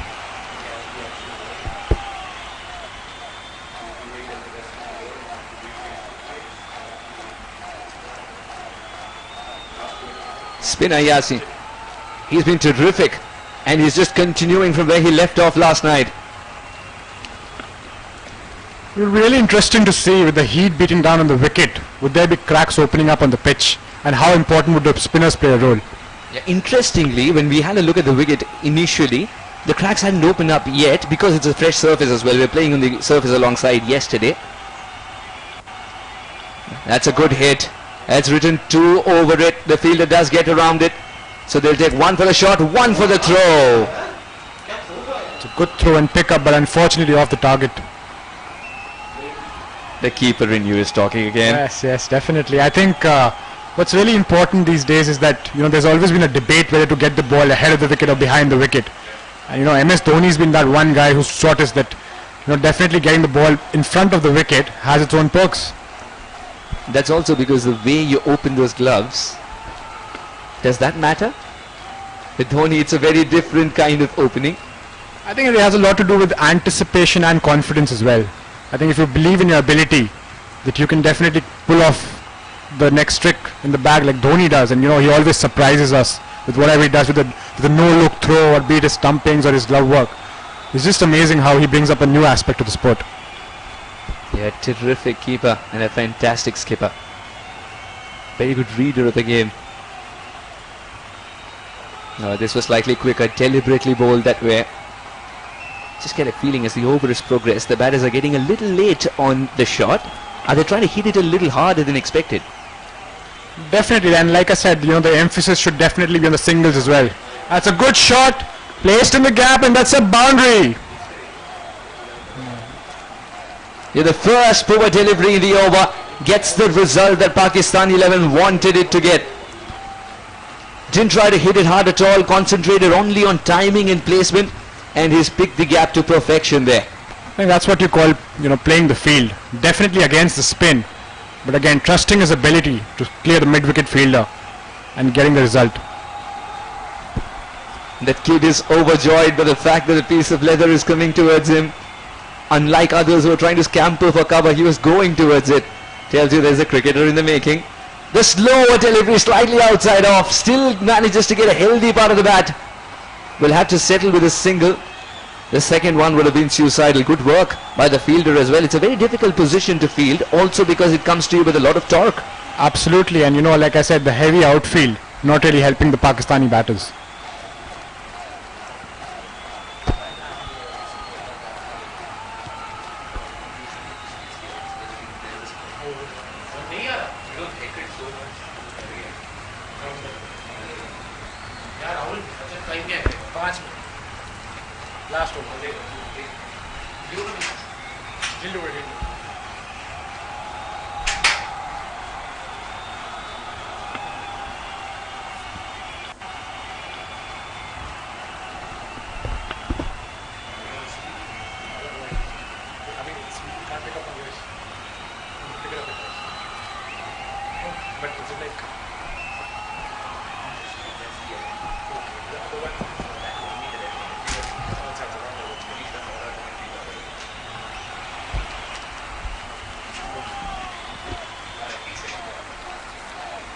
A good fight back from Pakistan 11 after losing a couple of early wickets. Nawaf, he gets a change of ends as well. Will that bring a change in fortune too? He's already picked up 1. Not even allowing the batters to think of a single, let alone execute it. But I like the intent here. He's trying to make the most of the first 6 overs. And with the mid-off and mid-on in the circle, going straight down the wicket seems to be a good option. And when the restrictions are in place, it's one of the safest shots to play, but you got to back yourself to get the elevation. Now someone like Captain Kashif, who's got the height, can perhaps look at it in a positive manner, but not if that's the line and length more often. Good work by young Yasin. You wouldn't be happy missing out on a full toss over here. Definitely like to believe that he could have 2 boundaries in the previous 2 balls.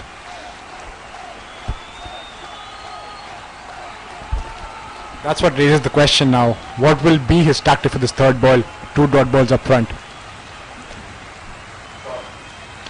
This one's going through. And this time he makes no mistake. Definitely a boundary. Yeah, one too many when it comes to the low full tosses. The previous one went straight to the fielder. This time it was straight as an arrow. Two fielders just converging, looking at each other. Who gets to run it? Eventually one of them becomes the fetcher. None of them could field. Did try to put his right hand out there, right leg out there. Nawaf soon realized he needs it to run in next ball. And this is where experience comes in. Despite the two dot balls, his intention was not to hit the ball hard, rather than place it in the gap for a boundary. Is that the way? This time he gets the elevation. The result doesn't change. The area doesn't change. The confidence level through the roof. And I think the bowler would now definitely consider putting one of the fielders back for sure. Or would he tempt Kashif to go for the third one? That's what left to be seen. But definitely good intent from Kashif.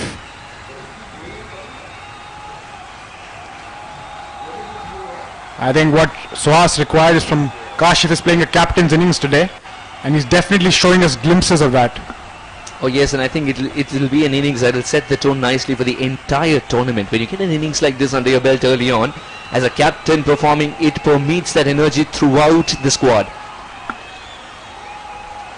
Lets this one go. The umpire will stand like a scarecrow. Doesn't need to play at these as well. The judgment of Captain Kashif is not looking at every ball as a run scoring opportunity of the highest order. He's treating it according to the merit of the ball. He didn't go chasing after this despite a huge gap between the covers. Reminds you of all the calculated cricketers Pakistan has had in the past, like an Inzamam, a Javed Miadad. They've always been true to their game.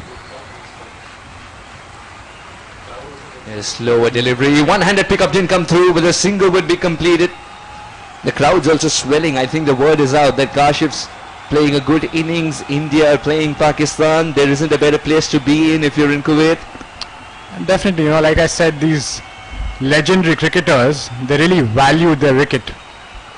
And the bowler really had to get through them, and that was never easy. And like good cricket from Kashif, focusing on the singles after getting the two necessary boundaries. Nawaf has to have a good comeback here. He's gone for two boundaries in this over, just outside the reach of the keeper. Fortune favors the brave. He's been the bravest of the lot. Definitely, Suhas. I think that's a lucky one there. But luck is all Pakistan needs.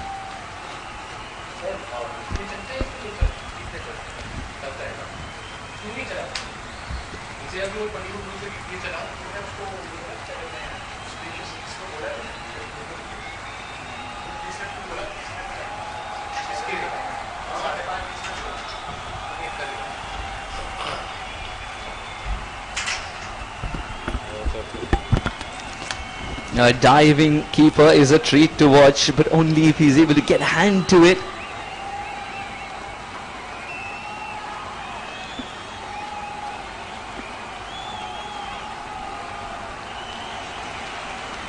Changing voices here. I'm Suhas Vedam, joined by Manish Padi. Very warm welcome, Manish, to the Combox.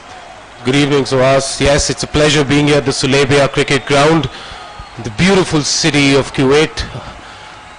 Of course, we are watching a thrilling match between India 11 and Pakistan 11. Oh, nicely played off his pads. Quick single taken there. So, Suhas, you've been here for a day and a half or so. What has been your impression of the competition, of what the main intention is of Kuwait cricket? Obviously, their main tagline is bringing communities together. Have you seen a bit of that in the last day or so? Oh, absolutely. They've done justice to not just the tagline, but the vision with which this tournament has started. You see the dignitaries come in and enjoy themselves and prove a point to the entire community that pick up the bat and ball. That's what you want to do more often. And the sportsmanship that we've seen from every single team that's played this game has been wonderful to watch. And I think they're setting a good example for not just Kuwait, but the neighboring countries as well to have a tournament of this kind. And you can pitch in there. Yes, of course, that has been the main intention for Kuwait cricket, that they wanted to start off doing certain standard of tournaments, started to live stream these matches, bring in people together, create a carnival-like atmosphere. As we see, third ball of the over hit straight down the ground back to the bowler. Slight misfield there, no run taken. So yes, so at the end of the day, we have to look at what the aspirations are of Kuwait cricket, what they wanted to do. Like you mentioned, the vision, that is very important. Let's come back to that. Nicely cut off the back foot straight to the fielder. And so when we met Mr. Sajid Ashraf, who's been instrumental in the entire setup and the entire vision of this entire tournament, we met him about 2 weeks back. Oh, nicely played. Oh, that's a good style of bowling here. He's won 3 dot balls in a row. He's not allowing that extra bit of room that the batter is trying to manufacture for himself. So having met him and seeing how the ground conditions were, we of course had to get more lights put up for the lux level to come in, to make it enough, to make it bright enough for them to have broadcast pictures. Oh, hit cleared straight to the boundary for 4. Good shot there. The field was up in the circle. Used his feet and cleared the inner circle. 4 runs. Yeah, wonderful shot. Just once you read the length early and with a bigger reach like Kashif has got, he backed himself to get the elevation as well. Yasin was trying to slow things down as the over progressed, but the inside out shot eventually had to come good. A valuable for what it also does is ensures that Kashif is sticking all the time. He's not putting pressure on the man who's just walked in. You were talking about putting the lights in. The time frames with which you've managed this is phenomenal. Day and night, all of them put together. The only thing that you had in mind was to get this tournament up and running and get the lights there, all the arrangements in place, and this is the baby of Kuwait cricket unfolding in front of you. Yes, and that's what you want to be part of, big things. And obviously, like I was saying, it's a very step-by-step process. Overnight success happens over days of hard work, and that's what we've always believed as a company, as an organization that believes in bringing partners together and giving them the best solutions in the shortest span of time. So when we came up with this tournament was first scheduled just to be played over 2 weekends, and we managed to take them to play these 19 matches back to back in a span of 9 match days, and they saw the value that we were bringing in as commercial partners as TCM. And Mr. Sajid Ashraf, Mr. Heather Saab, who's obviously the president of Kuwait Cricket, were very gracious as they were hosted us, and it was good. So we got it over the board. So in the last, like you were saying, in 10 days, we've managed pretty much to put everything together, and hopefully it'll be a good 8 days ahead as well. Yeah, you could just say that Sulebia has 2 parts to its story. This cricket park has now been transformed completely. This is Sulebia 2.0.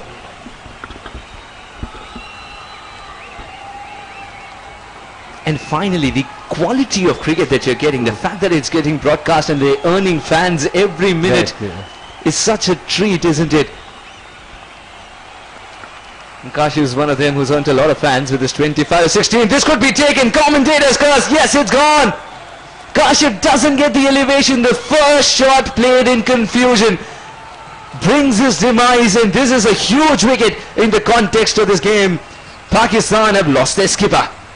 Kashif Sharif, what have you done? You were playing so well. They were just about getting a move on. It's a very long time to lose a wicket. Kashif Sharif goes 25 or 17 bowls.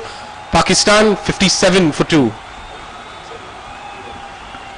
And this is the way he finds himself back in the pavilion. A half-hearted stroke, didn't get the elevation, a good low catch. And Kashif is one of those very rare batters who called for spectacles to see the ball more clearly, finds himself back in there packing those spectacles even before it could attract a drop of sweat.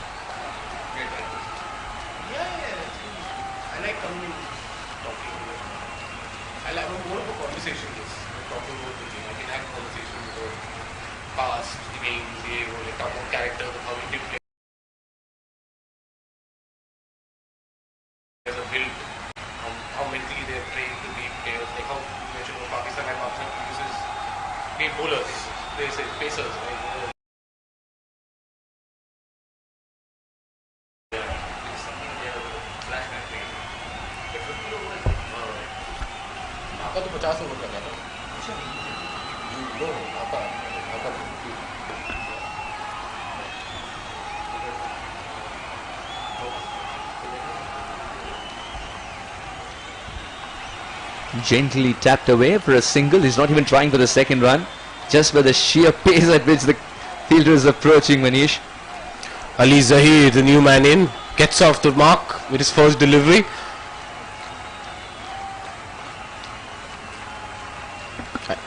The best part about this tournament, as we've seen, is obviously players getting a chance to represent their community. So they would have, because obviously it's Kuwait has a population of 1.2 million Indians out of a population of 4 million people. So it really brings that cutting edge, because you want to remember your home and represent your country in a different country where you've been working. So you will always have that pump and that eagerness. Oh, just shy of the stumps and they'll get an overthrow. No, they're sending him back. Just be close. Oh, it's comedy of errors. Comedy of errors there. Would you believe it, Manish? An opportunity at either end, both of them half chances. One of them had given up. Ali had given up. He said, if you're skillful enough to hit timber, I'm all yours. I'll go back to the pavilion, no worries. Once it missed, the problem was in our game called cricket, both of them have to run together to complete a single. Both of them are taking turns to do so. Absolutely. There was no run there. He was miles off his crease. Coming back straight to the fielder, driven.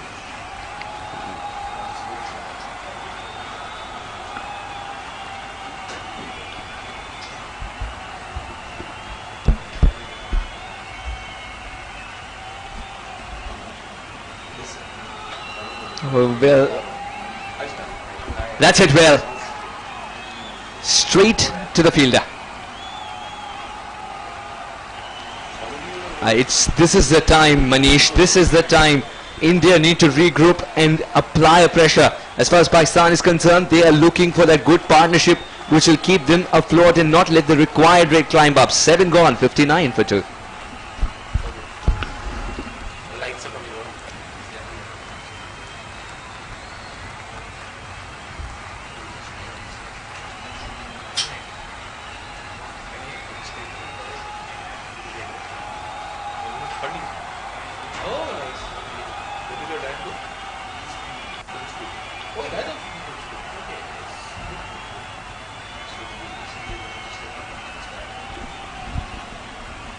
Seven overs gone, 59 for 2. And Suhas Vedam joined by Manish. Shiraz has come out to bowl now.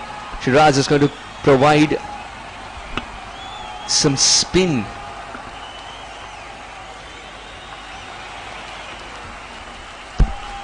It's important that he starts off well for India. Pakistan would hope he bowls more deliveries of this kind, would be kicking himself. He missed out on this one. There was a drop chance there. Shiraz Khan can't believe it. It was a juicy full toss.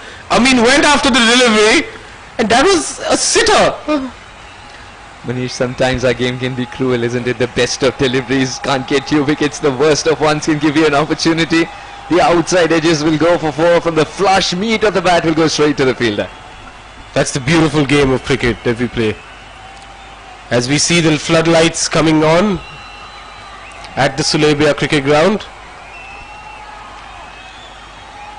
Of course, you were racing against time to see these 8 beautiful poles to be put up. What makes me wonder even more is that every single pole, once it's put up, it requires a period of time to dry and be in place as well. You had to calculate that one too and stay ahead.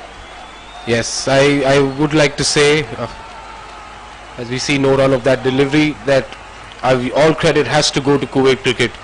The way that they have completely transformed the stadium, they've set everything up. If you see the camera platforms, from basic infrastructure, and that's the thing that why associate nations they lack, because of the lack of infrastructure that they have in their countries. So the moment they have to put in some sort of commercial value to bring up those structures, then they can get potential commercial partners to come in and help them out in raising their game, conducting tournaments of this magnitude, doing marketing of to such extent that bringing people onto the ground as well to watch matches.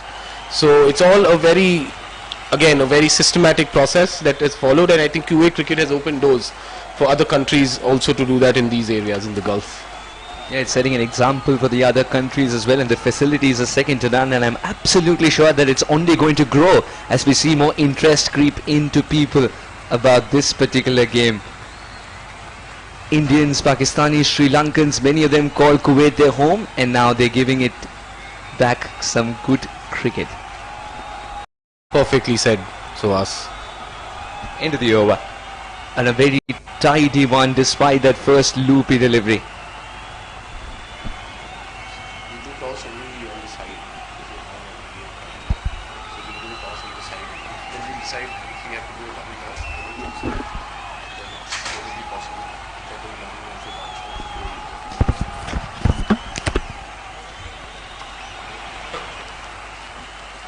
Yeah, I'm Suhas with him, joined by Manish Padhi.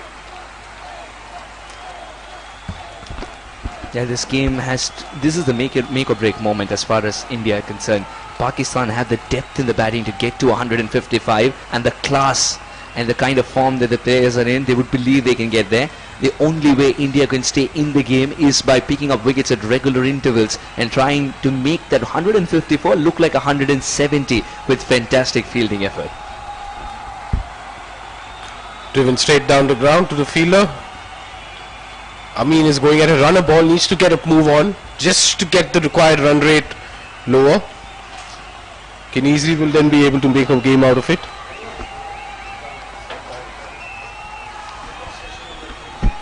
Jomin Joseph. He started off well here. He's got this slower delivery up his sleeve, and that mostly helps him. An improved weapon in your armory. It's quite another to let it out at the right time. We've seen Harshal Patel talk about sequencing. We'll get to it. That's a new word that's been added to the definitions in the glossary books of cricket. Sequencing. It's one thing to know how to bowl a slower delivery. It's one thing to know how to bowl a slower bouncer or a yorker. The way you sequence it, or the way you spread it out, the 6 deliveries that you get, and that can create a good story in itself. He's missed it completely. Was a little early through the shot, Manish, and I think the wicket's also changing a little bit. Do you think they're slightly early on the shot more often than not because the surface has a part to play? Pitch has got a bit slower since the first innings, as we saw that the ball was coming on nicely onto the bat, but now it's getting a little slow. Like you said, I think the batsmen also are going ahead with the shot too soon. If you look at Amin, he's played 50, he's just scored 15 runs of 20 deliveries. So Pakistan need to get a bit of a move on here in the next few overs, because these middle overs are the most crucial from 8 to 16. Oh, nicely played there. Has he got the gap now? Just for a single to the fielder. Yeah, good work from Jomin Joseph. He's strung together 4 dot deliveries and given away only a single. Can he close it out well as well? Jomin Joseph is already picked up a wicket too. The crowd will also grow as the sun bids goodbye. More bearable conditions as far as the crowd trickling in is concerned. Jomin Joseph, quite tidy. Excellent in his first over. Remarkable in his second. Can he finish off well? Up against the left-hander Ali Zahir, who has a lot of real estate to cover on the leg side. Will quietly tap it down and pick up a single. 64 for 2 after 9, Pakistan.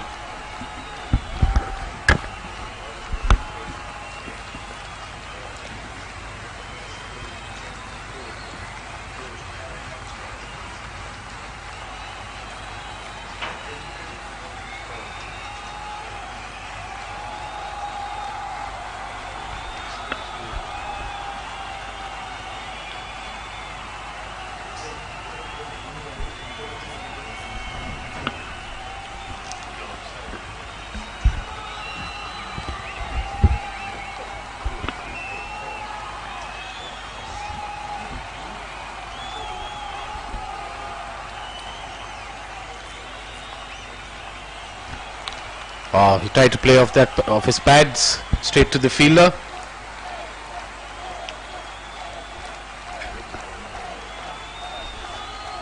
Shiraz Khan continuing with his second over.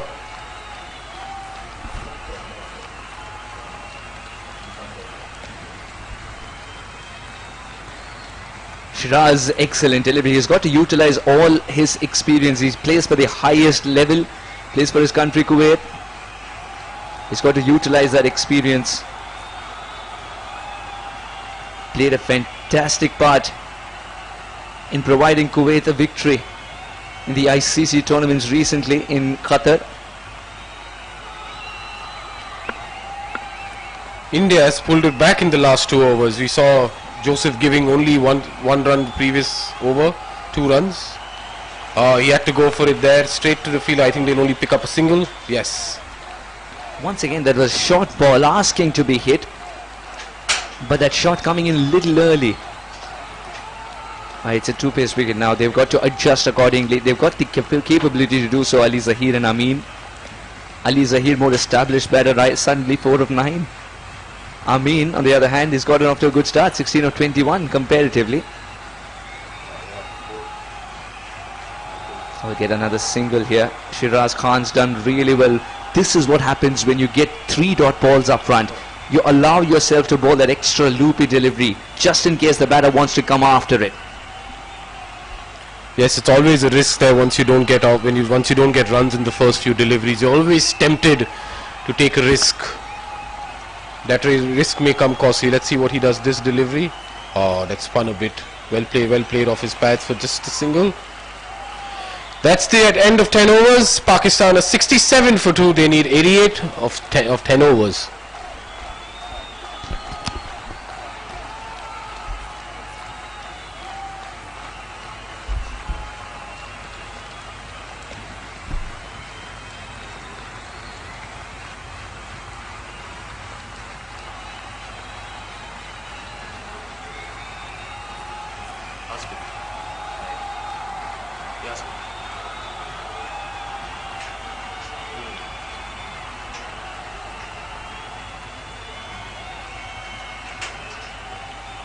I'll give it tonight. Yeah, I'll give it tonight. When I'm back in my room, I'll send. Yeah. Hello?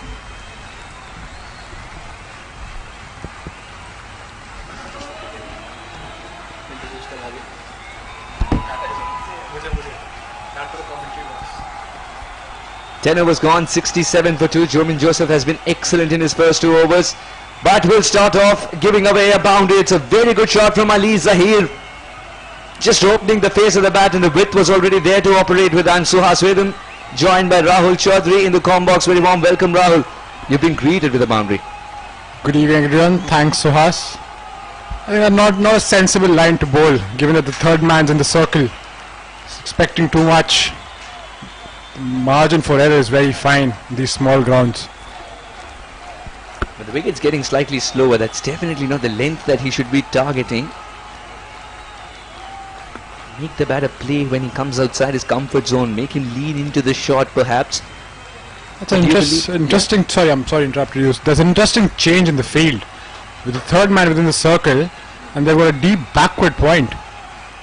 I think the idea is clear to bowl wide outside the off stump. Are they going into the death bowling mode already? I think it's too soon to panic, but Pakistan does have wickets in hand. Absolutely, wickets in hand and men in form as well. Amin 17 of 22. Ali Zahir was the one who scored the boundary first ball. This is a nice little partnership that's brewing at the right time for Pakistan. The pace at which it's doing so is slightly questionable. They've got to have an eye on the required rate just in front of Meet Bhavsar. And even that single wasn't without resistance. The throw was coming in quickly. One thing Pakistan really needs to focus on is their running between the wickets. Can't afford to be lousy given the target. Oh, absolutely. They've got to realize that now that the field is nicely spread out as well, the singles will come by. It's about how well can you convert them into twos.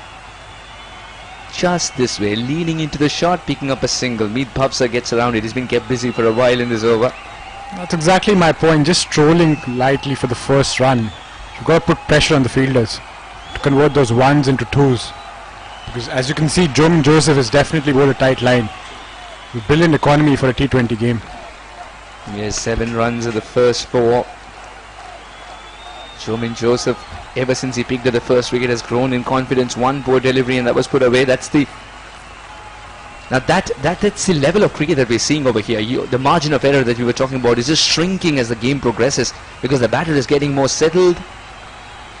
So as you've been in this commentary field for a long time, do you still think that a full toss nowadays can be considered as a loose ball or a wicket taking ball? Depends on the height of the full toss, doesn't it? Desperately, if it's a low full toss, sometimes it's a wicket-taking option. Will this clear the boundary? It does. Meet for a moment thought he might have been in business, then realized he's only wearing a jersey, not a jetpack. Definitely Pakistan very much on top of the current required run rate. If they go at this rate, it shouldn't be much of a problem. With that up, 11 overs up, 80 for 2.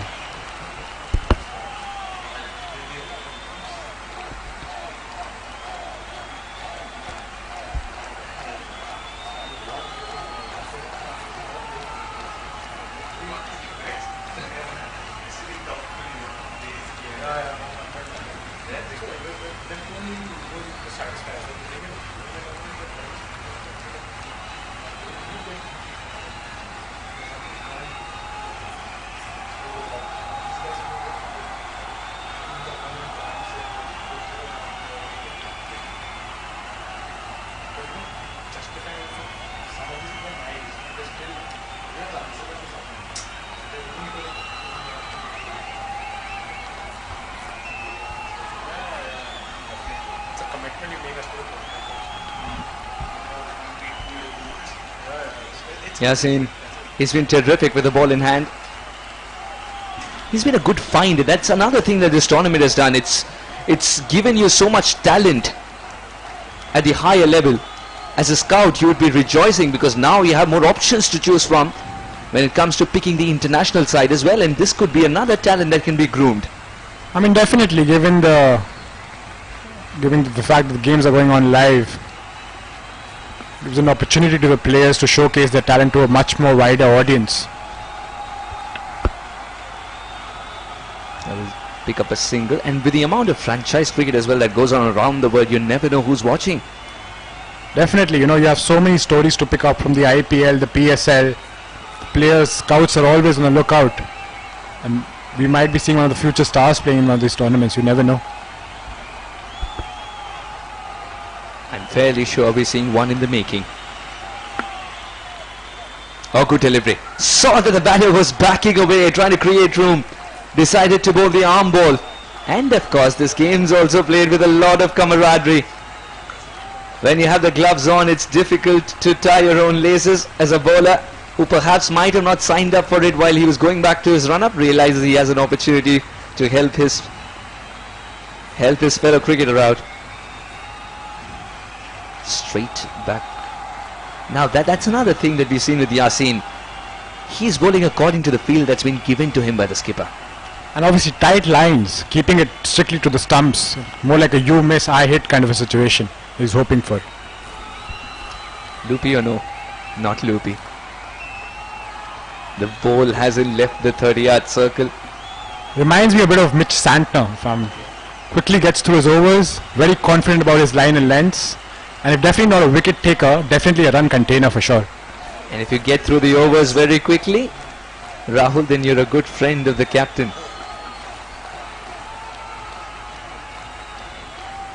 Good job. It's the sheer promptness of the fielder, Diju. You can definitely see within the last 2 minutes he's been able to bowl a quick 4-5 balls, which shows how quick he is in terms of bowling his overs.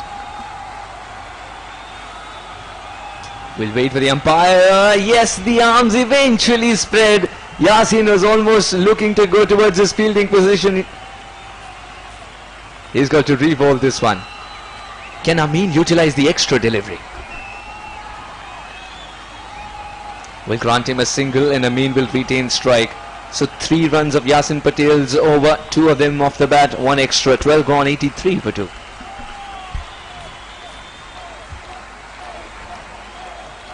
think I'll tell you what it's like. It's not easy. Something I can tell you. I'll tell you why. Because you have so much to say. The speed at which you say it, and sometimes you don't mean to fumble, but you do because you're like excited. And there's so many things that you need to look at. There's a newfound respect for commentary. Because you know what happens? It's like once you see it on TV, you're like married and you're like, this is a big thing. You know, but once you do it, it's a lot of things that are involved. To it, actually, very interesting.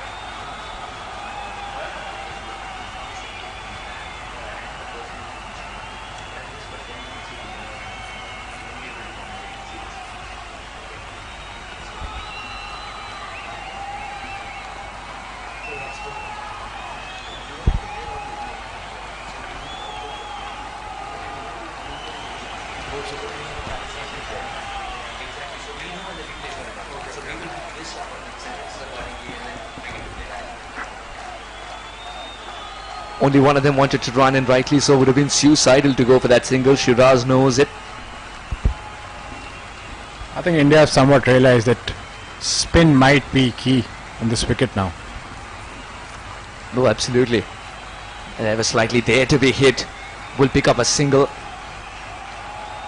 Again, do you think the spin might be key because the wicket's also changing and underlies it's behaving differently? I think definitely, and one thing with spin is that the batsman always wants to take his chances. So there's always a possibility of wicket round the corner. So it's more like a gamble that the captain throws in, that sometimes it might go for a few runs, but that break of partnership really helps the team. And as a keeper, did you have counter signs with the bowler? If I touch my left collar, it's going to be a googly. I think yes, definitely. I think it helps you understand the bowler's ideology a bit better. And definitely helps with stumpings for sure. And that's a good shot. Swept away to the boundary for a 4. Brilliant shot. Playing it with the spin, making use of the field and putting it in the gap. Yeah, keeps it simple there. The idea was not to hit it hard at all. And Rahul, he did it to perfection. Did Ali Zahir. Now he's getting a move on for the first time, more runs than the balls he has faced. Look at him utilize his speed to access the gaps better. This one's running away too. Might not have enough legs on it to get to the fence, but 2 written all over it. This is why you have a lot of respect for bowlers like a Rashid Khan. No matter if it's a lefty or a righty, they always tend to keep their line pretty tight, as a result of which it's difficult for the batsman to take advantage. Oh, good delivery. Saw that the batter was trying to reach out for it. You got to curtail your length at the last moment as well. Now as a keeper, it's interesting that sometimes we do see the keeper also conveying to the bowler, this is exactly where he's standing. This is how much he wants to utilize the depth of the crease as well. As it's rightly said, keeper is that invisible captain that you have on the field. Getting the 360 view of the ground, having an exact analysis of what the batsman's thinking, can definitely get into the batsman's head. On that note, 13 overs gone, 91 for 2.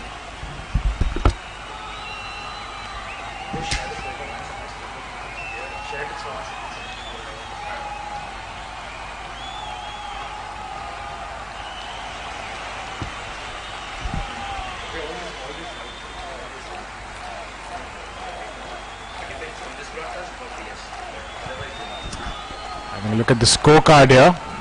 Khalid Butt definitely got off to a great start. Failed to capitalize. Not sure if we'll be seeing a lot more of Adnan Idris unless necessary. Kashif Sharif tried to steady the ship in the middle, but then fell short. But Amin and Ali Zahir are trying to definitely build up a partnership and take Pakistan home. Yeah, overall 91 for 2, and that's been the road to get there. 7 overs to go with 8 wickets in hand. Pakistan are playing the waiting game. They want wickets in hand towards the end because they back their players to get through. 155 is the magical number they're after, and for the moment it looks like they can get there. 64 or 42 on a track that's slightly changing can be a little tricky if there are 2 good overs being roped in. And would it come from the ball or from the hand of someone like Yasin Patel is what remains to be seen. Now I think if you look at it, Suhas, if you look at the thing, it's the shorter end of the boundary leg side. They take quite a big gamble bowling the left arm spinner against the lefty. Yes, I was going to ask you the same question as well, but it's just the fact that Yasin Patel's been so impressive and tight that the captain's given it to him, suggesting even if Ali Zahir picks up a single, it's Amin back on. Definitely, I don't think it's just the length that he bowls, it's the speed at which he bowls as well. Doesn't give a lot of time for the batsman to step out and look to go for the big hit. Yeah, he's, I think, tailor-made for this format of the game as well, Yasin Patel. And these days, as we're seeing, the scouts are quite happy to nip them as quickly as possible and take them and put them at the highest level as well. Especially with the Pacers, it happens more because they're fresh and raw, much needed boundary. The spectators are suggesting it's gone the distance. Umpires say so as well. 6 it is, much needed 6. Yasin Patel's got some thinking to do. For the first time in the game, he's under pressure. You can definitely say it's the commentator's curse, talking about his length and speed, and definitely loops the next ball, goes for a maximum. Terrific strike, and the area that he's chosen to do so as well. Oh, that's a bit of luck. 4 more for Amin. There's no chance for any fielder. 10 of this, just 2 deliveries. Runs coming thick and fast. 11 of the first 3. Yasin Patel's over is turning out to be a nightmare, and he has very little control over it. As you can see from his reaction, he's starting to get a bit frustrated. You know, that's what 2 good shots can do to a bowler's psychology. Suddenly change the game and, you know, put him under pressure. But interesting to see what he bowls next, because he's tried the loopy, flighted delivery. He's gone with the faster one. Let's see what he bowls now. The equation's also well under control after those 10 added very easily. Wants to play a longer innings, wants to build that partnership. Quietly picks up a single, doesn't even look for a big shot. The partnership also just a hit away from 50, 46, and it's come up a good time, 45. Definitely, I think it's turning out to be a good one for Pakistan, and with the required run rate now, don't think they need to do anything silly. Just play normal cricket and take the game as deep as they possibly can. Throw at the wrong end, the throw at the wrong end. We'll have to wait for Neil's finger, it stays down. Had the throw been at the non-striker's end, would have been curtains. He was very late to start running because he's played the shot as well on the back foot. The transfer of weight and to get there to the other end would have been very difficult. Let's have a look at it again. Definitely the non-striker taking a start really helps in this case, as you can see. Comfortably making it to the crease because he was aware of where the fielder were. Definitely, I think it also comes down to how you pick your fielders. I think a smart batsman always marks out the weak fielders and wants to convert those ones into twos and take his chances with a weak arm. End of a very expensive over from Yasin. 104 for 2 after 14. Change in voices here. With Rahul, we've got Vinod.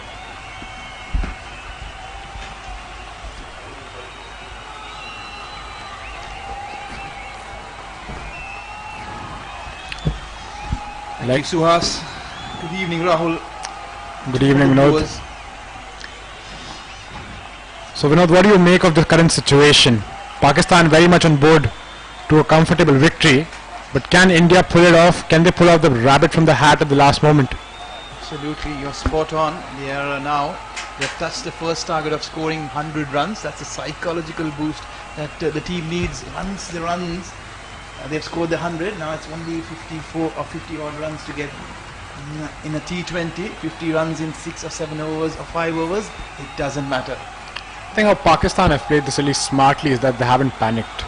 They've kept their wickets in hand and they understand the importance of wickets in such a target, because the lower order can definitely go all out if need be. Absolutely, Rahul. They have played it old school, keeping wickets intact, keeping wickets in hand. Just ensures, gives you the luxury to change gears at will. They have plenty of batting firepower, and also they have the luxury of having Adnan Idris back. That's the danger that he possesses at the moment. He'll be sitting there comfortable because plenty of batting to follow. Very calm and composed is Pakistan. 104 on course.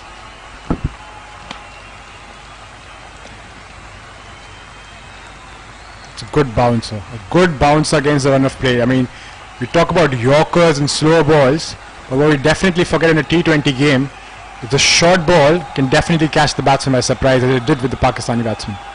Absolutely. As you mentioned, it's the line, the bumper over the left shoulder of a batsman is a big ask. It's certainly posing plenty of questions. It's a challenge. Do you want to fetch it from outside the off stump? Muhammad Shafiq has had a pretty good, decent start to the over. He's there, pinching a single. At the moment, if you see the Indian fielders, Rahul, they are actually hanging on the edge of the circle. I would love to see a couple of fielders more added, creating that pressure. With easy singles being manoeuvred, Pakistan are looking to run with the game. You mentioned a very valid point over there, that what India needs right now is wickets. I think the only way that can come in is either the pull off a great delivery or the fielders put in pressure. And the fielders standing on the edge of the 30-yard circle makes it very easy for the Pakistani batsmen to at least get one of each ball. Absolutely. Some pressure of some sort will be needed. And a wicket-taking delivery there. Plunder, what a magnificent shot. Flat batted. One bounce. It crashes into the vacant mid-wicket spaces there. Plenty of vacant spaces. There's a mid-wicket pretty straight. There's no one riding the boundary at cow corner. Amin has been splendid. He is measuring and pacing his innings perfectly. He's picking and choosing those bad deliveries, putting them away to the fence time and again. Definitely picking his gaps and being very smart about his batting. Definitely not a rash shot, a very much of a calculated shot. Now change of field. The mid-wicket goes back. Definitely the opportunity of tapping it down and looking for a 2. Once again, the back foot pulled away, but this time straight to the fielder. Another single. Muhammad Amin is the key to Pakistan. He has controlled the middle order right throughout. They did not panic, as you mentioned earlier. Ali Zahir again, he's a tall, lanky left-hander. The southpaw can go big, long and hard at will. It's only a matter of time that he changes gears. What do you think? Having an additional fielder within the circle, would that help India's cause? Absolutely. I mean, it only depends. Like you mentioned, the line at the moment, Ali Zahir is very comfortable. He's nudging the ball at will on either side of the wicket.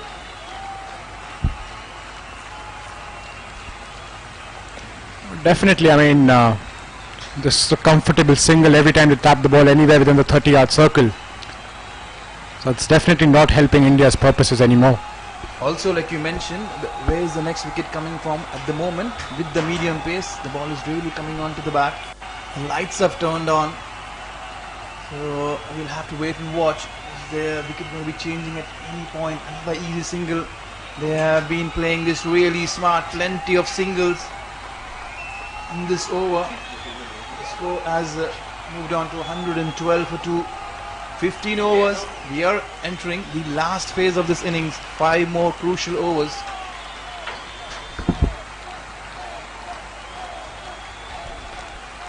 It has been splendid.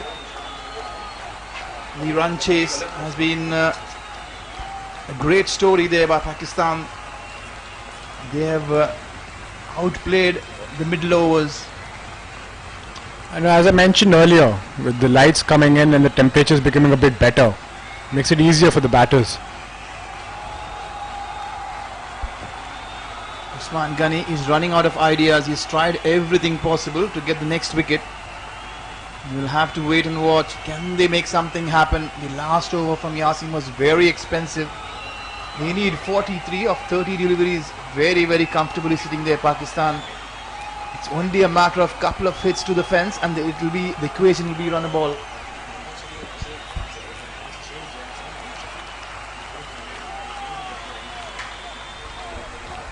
So there's a gamble they've taken, the Indian captain. He's changed the ends of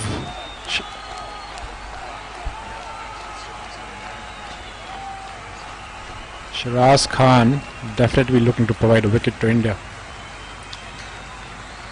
Worth its weight in gold at the moment for India, a wicket. Another easy single at the moment. Pakistan are cruising through. Nothing bothering them either. No pressure created. Again, there are only 4 fielders riding in the circle. What do you think?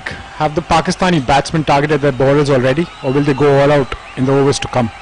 I think, as I mentioned earlier, it's just a couple of hits and you'll be run a ball. And a T20 scoring run a ball and chasing down with 8 wickets in hand doesn't look a big concern at all. Again, trying the reverse sweep. Did he get a bottom edge? You'll wait and watch. It's a bye. He missed it altogether. So did the keeper. That's what pressure does to you. You know, definitely the keeper feeling the pressure over there, and every single run counts in this situation. You've seen 3 different games being played with the conditions changing. A day game, a day and night game. Oh, that's a pretty close. Shiraz Khan, he has floored this one. Hit straight back very, very firmly. It was a chance. Once you get your hands to it, you have to ensure that you hold on to it. This time Shiraz Khan has failed. Absolutely no room for complacency. Definitely a hard one, but you expect Shiraz to take these at the moment. He's slicing this one. Again, that's a really wayward throw. Lapse in concentration from the fielders. Shiraz Khan looks horrified there. He is agonized with the fielding effort. This is definitely where character comes into play. As you've seen with great teams like New Zealand, Australia back in the early 2000s, who always kept their cool under pressure. But the Indian team is definitely feeling the heat. Yes, Rahul, you're spot on. But when you know India plays Pakistan, there's additional nerves to be taken care of. Yes, definitely we have some great competition in the past, but what we've also seen is the ones who maintain their nerve under pressure. Ali Zahir this time, and that's drama. Another catch, a Skyer, excellent catch there from the fielder, deep square leg, running in. The ball was dipping down, always lunging himself on. Rahul, is there going to be a twist in the turn? This is just exactly the opportunity that the Indian team was looking for. Just that foot inside the door, and has Pakistan provided them with that opportunity is the question. Absolutely. The floodgates has it open. We'll have to wait and watch now. A new batsman coming in. But at the moment, Pakistan will be happy that Amin is still in the middle. He's a senior batsman. He has been there right throughout, representing the Kuwait national team on many occasions. He's been in this situation far too many times. And he is unfazed at the moment. And from a crowd's perspective, you wouldn't be surprised if this goes down to the last over. Absolutely. Any game being played between India and Pakistan, you want it to go down to the wire. That's what the pressure the fans create, the passion amongst the fans. They added a little bit of more pressure, and that is showing on the field at the moment. Definitely have to appreciate Shiraz Khan. Going for under 6 and over in this figures are absolutely brilliant. And you can see that he's created the pressure with the singles, expecting the batsman to go for the big hit. The batsman definitely fell for the trap, getting the wicket in return. Shiraz has been very, very economical. Like you mentioned, Rahul, anybody bowling under 6 in a T20 game is as priceless as gold. At the moment, Shiraz going under 5 at the moment. He's been brilliant. One more delivery. Can he pick up another wicket? I would want to see a slip in, get in the mid off, As a new batter who's at the crease, you want to apply the added pressure. What do you think, Rahul? Definitely. I mean, a googly up his sleeve with a slip in place could be the ideal trap for the new batsman.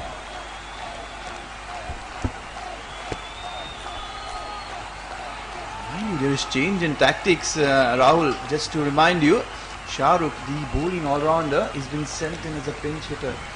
What do you think? I think that sort of answers your question as to why India is a bit skeptical about bringing that extra fielder within the 30-yard circle.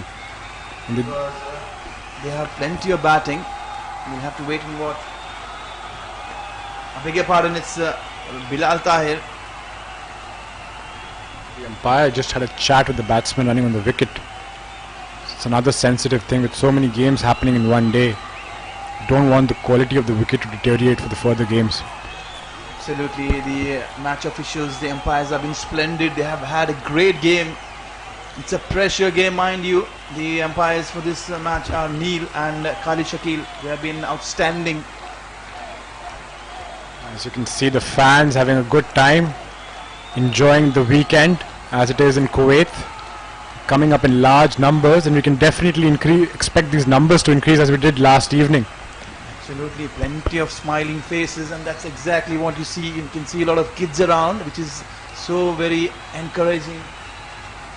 You're enjoying the carnival, the cricket carnival. The entertainment that the fans bring along is very, very inspiring. It's going to be a change in bowling. The medium pacer Nawaf, he's going to be brought back into the attack. Can Nawaf work his magic? Mind you, Rahul is very good with the backhand, bowling those slow balls, yorkers. He's got plenty of tricks up his bag. Definitely, I think change of pace is something that the bowlers are looking at this stage, because with the ball getting a little old and the wicket not being at its greatest, change of pace can make it really difficult for the batters to hit the long shot. Absolutely. The floodlights are on and we are at a very, very interesting phase. Daylight really closing on.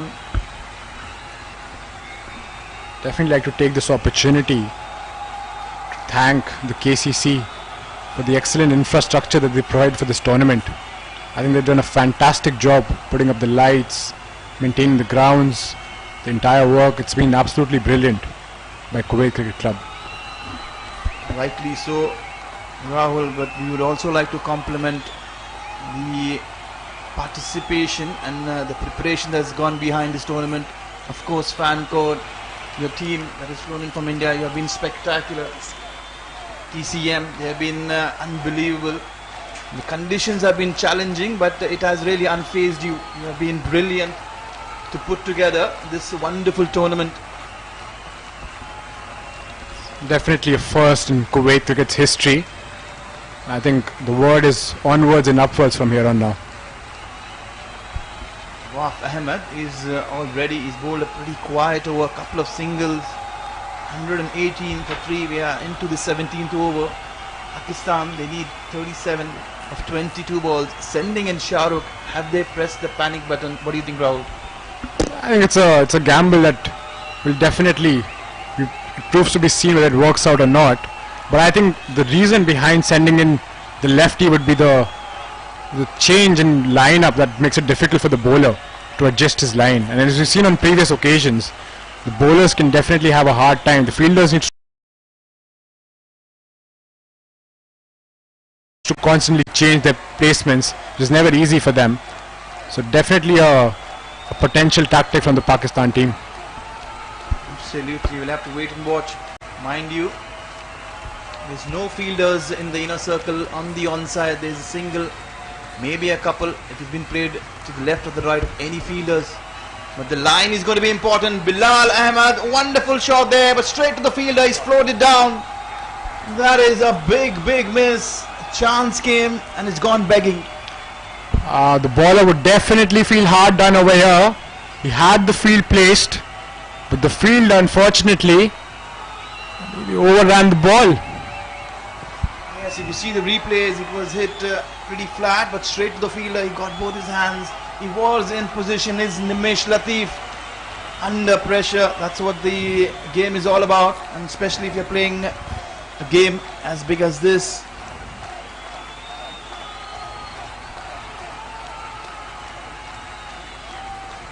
Into the block all day. Nawaf doing very well, stretching out his foot. He's trying everything possible as Nawaf. He is bringing his A game. He is bowling those death over Yorkers pretty spot on. He is known for bowling his good Yorkers. He is spot on. He's bowling under pressure. 4 singles in this over. It's been a splendid over so far.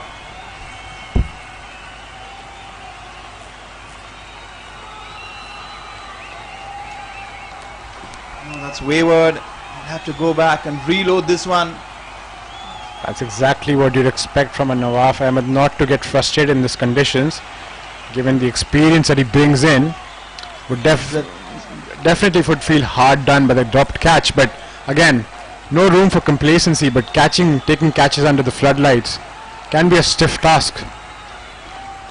Yes, absolutely. You mentioned that the drop catch is really unfazing Nawaf at the moment. Can he make a strong comeback? He has one more delivery go away. He is slashing it away on the offside. A couple of bounces. The fielder there hanging back. Another single. It's definitely a good throw from Yasin in the deep. It's been a very, very good over in the context of this game. They're looking to score quick runs.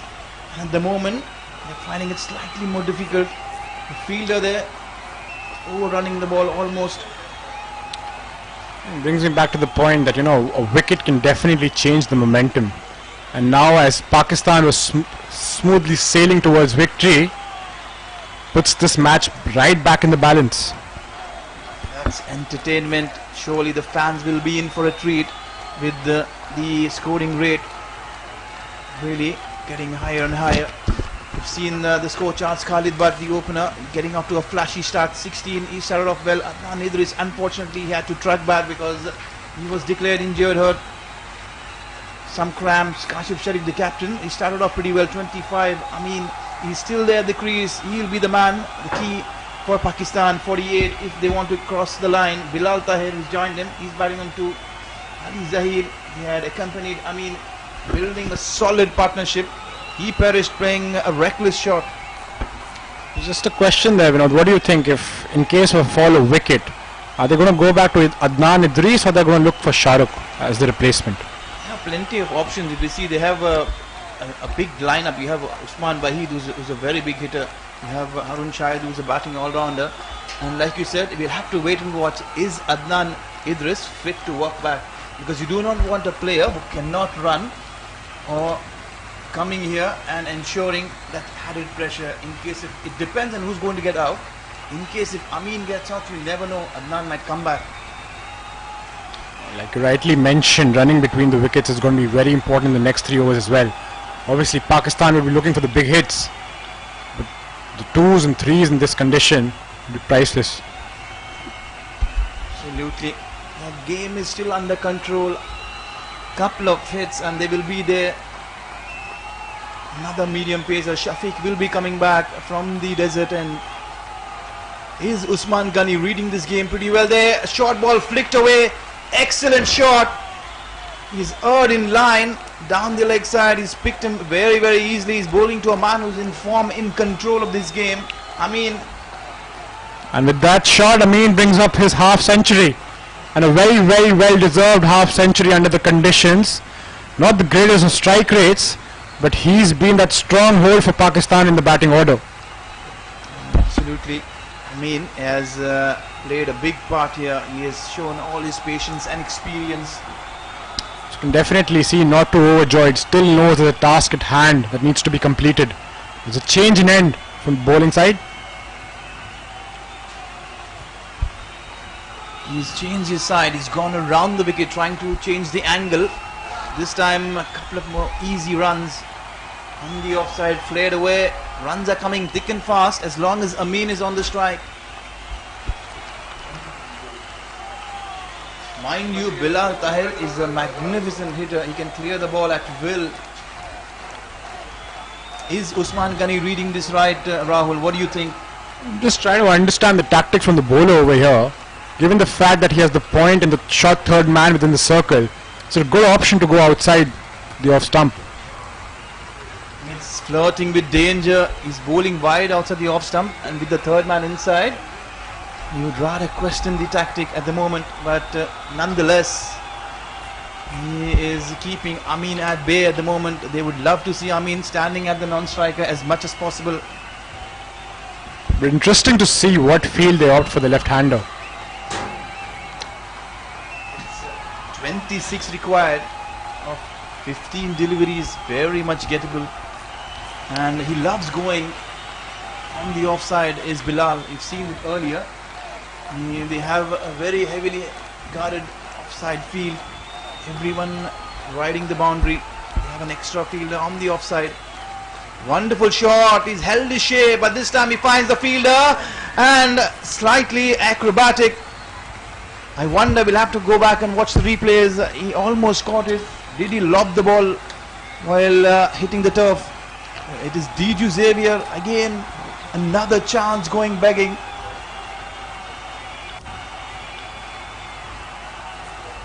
Yes, he got his hands to it and floored the ball at the last moment.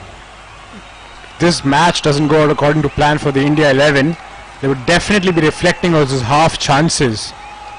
Mind you, Rahul, chances are coming their way, but they're not holding on to them, and that's a big worry. You cannot complain if you're flooring things coming your way. Slashing this one, is played this with an open face. Like I mentioned earlier, is bowling an off stump line with the third man inside. He's flirting with danger. Amin is a far too smarter batter. He's used all his common sense, sliced it away, opening the face, playing it deliberately up and over.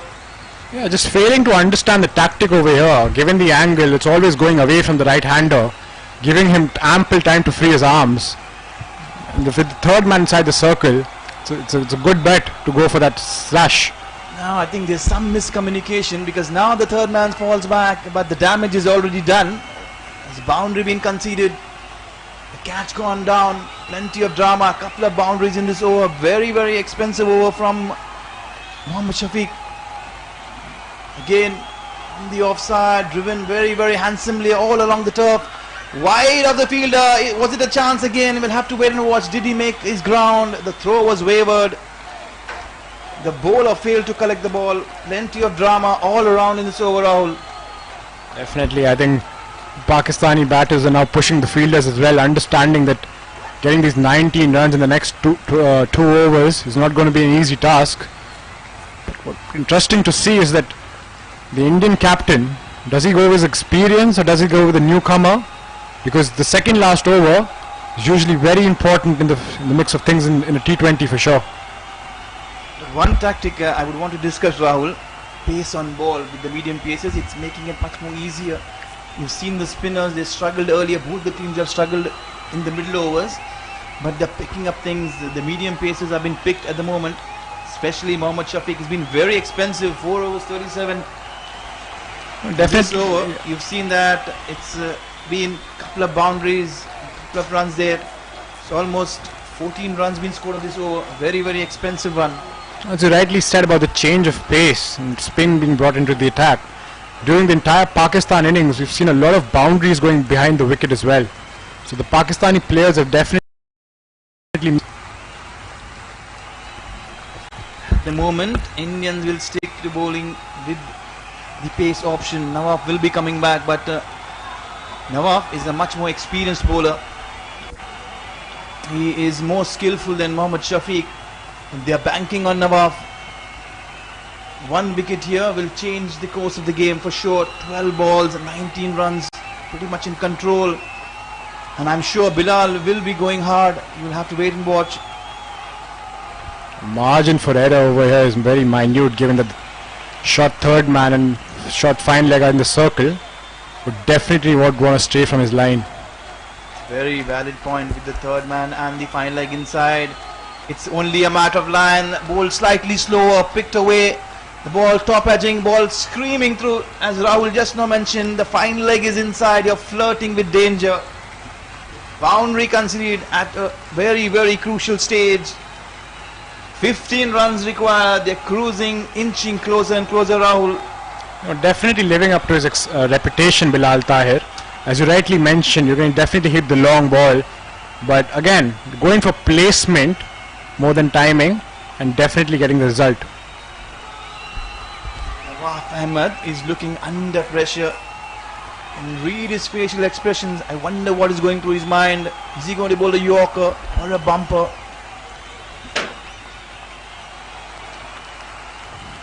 He responds with the Yorker, but nonetheless it's an easy single down to long on. It's well within the reach, Rahul. 14 of 10.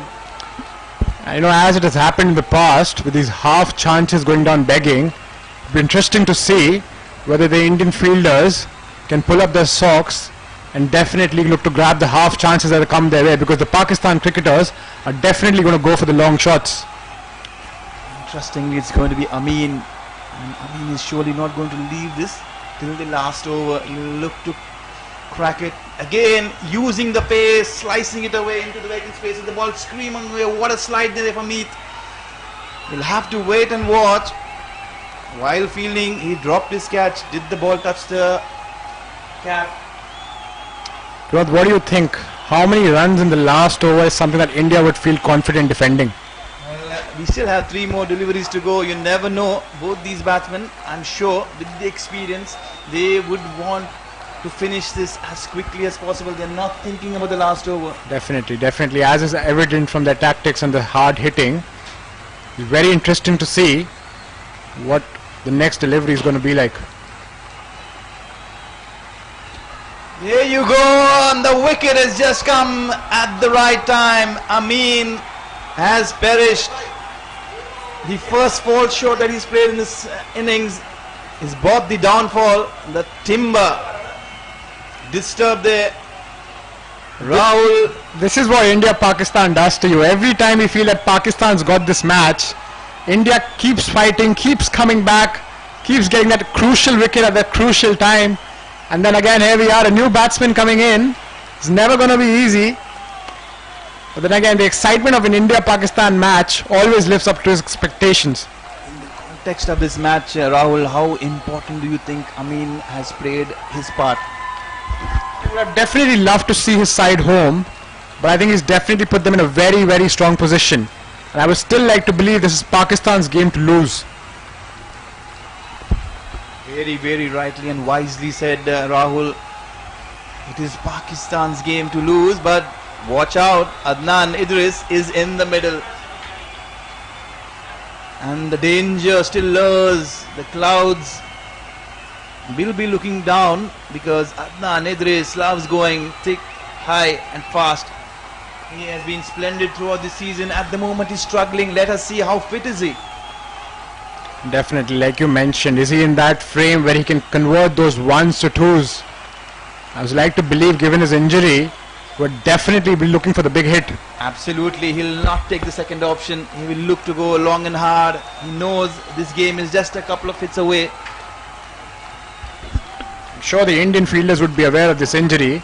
Would look to make the most of it by throwing at the end where Adnan's running. Adnan loves to go on the offside. We'll have to wait and watch how Nawab goes. As we mentioned, right in the block hole, easy single. Adnan is looking good at the moment because he's reached the other end, strolling around.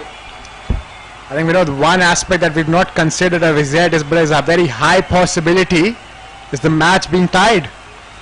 Well, that's a wonderful possibility. Is it going to be a super over? It'll be a treat for the fans if there's going to have a super over, because very rarely we've seen a couple of super overs at the international level in the World Cup. I think one was in 2007 where there was a bowl out. Is it going down the wire?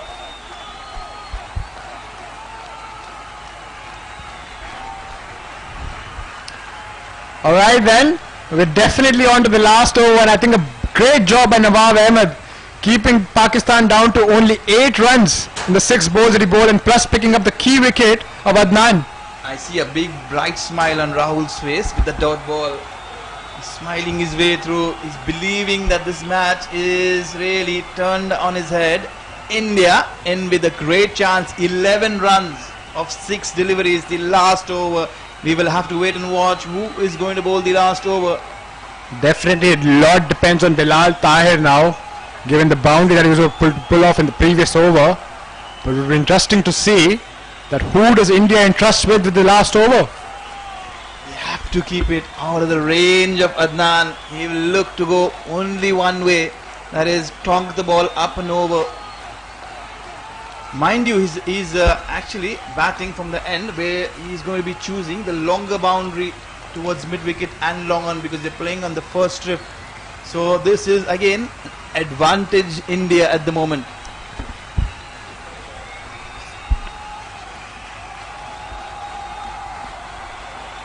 And as you know, we know Jomin has a good reputation of mixing up the speeds. Would definitely be looking at incorporating the slower ball at some time. But would Adnan Idris be up for it? Absolutely, they play with each other all the time. They understand mind games being played. Jomin Joseph with the last over, slicing it away. There is a widey, third man, very, very wisely so. This time Usman has got it right. We were wondering with a short third man in, but he has a backward point, slightly wideish, more towards third man. Adnan loves going hard over the point area. We've seen him hit a couple of humongous sixes last night, but at the moment his body is not allowing him to play the way he wants to. Definitely, India learning from past experiences, keeping protection behind the short third man. It's very, very important in the face of the game. Every run counts, every shot counts, and I think it's very interesting to see that given the short boundary on the leg side, would Jomin be looking for an off cutter?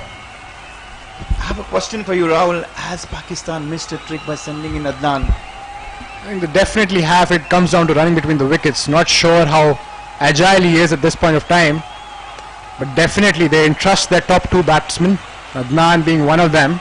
They definitely believe that he can clear the rope given the situation, and two big hits is all that Pakistan needs right now.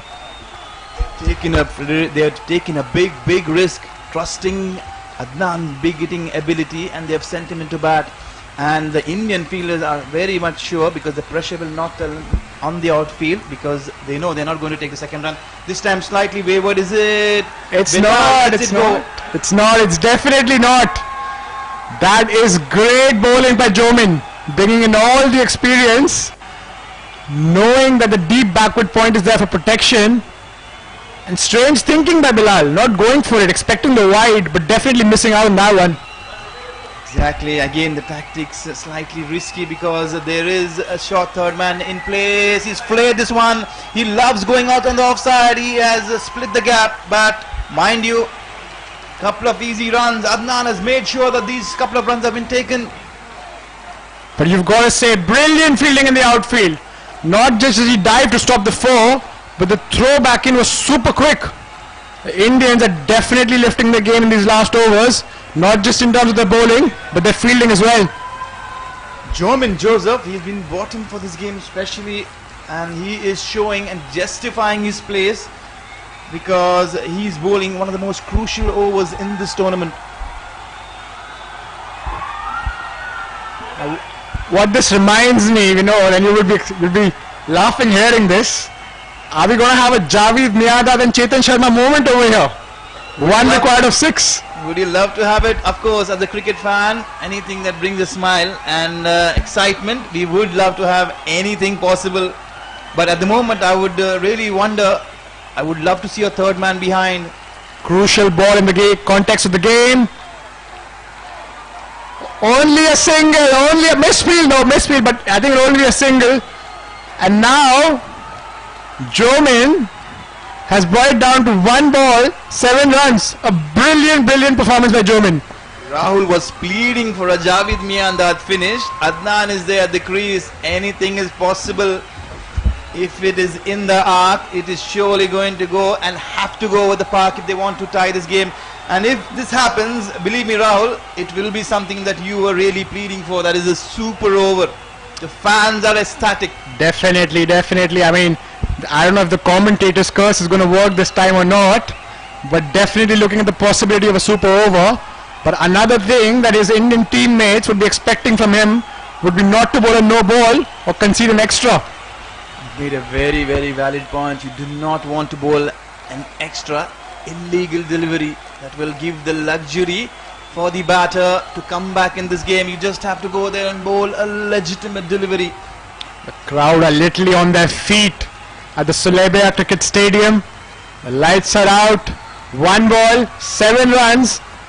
This game is gone down to the wire. Jorman Joseph bowling the most important ball of these 40 overs. Adnan Idris has gone big, long and hard and he's got it. And that's a 6. That's a wonderful. 6. That is wonderful. And you've got it. Bet you, Rahul. You've got the joy of the moment. This is one of the games. Splendid. Adnan Idris has chanced his arm and he's flared this one. Such is the power. Consider the possibility.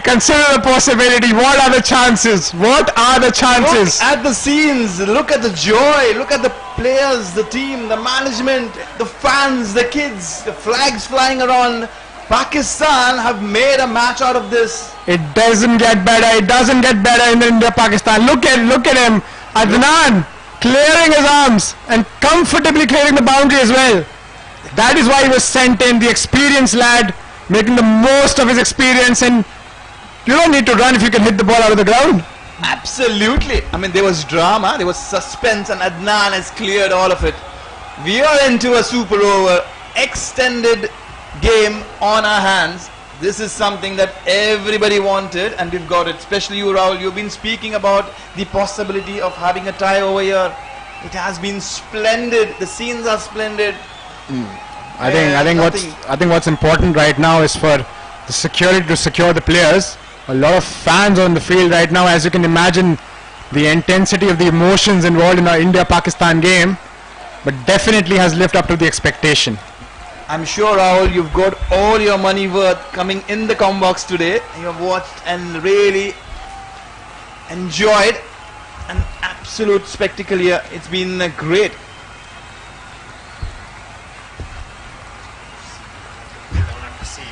Is there a possibility of a super over or are they splitting the points? Because we have to tell the sponsor in case of super over, there was 7:30 start of the next game and that's what happened in the super over. Now get back. We managed to listen to us.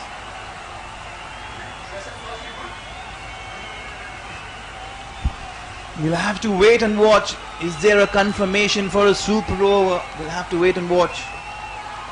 The Indian team hurdling, they are waiting. Going to wait. Is there going to be a super over? Is there going to be the points being split? We'll have to wait and watch. The fans are ecstatic. It is an excellent game.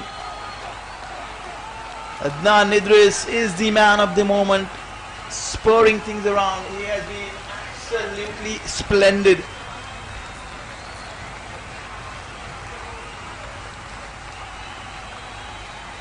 The fans have been treated with an monumental spectacle here. It's been a very, very pleasing, thorough drama. Waiting for confirmations here. We'll have to wait and watch. And there is going to be a super over. That is going to be the icing on the cake. This match is not over by any means. We are going to watch a super over. Are we going to watch Adnan Idris coming back to bat? He has been absolutely splendid. Has been hurdled by one and all is Adnan Idris.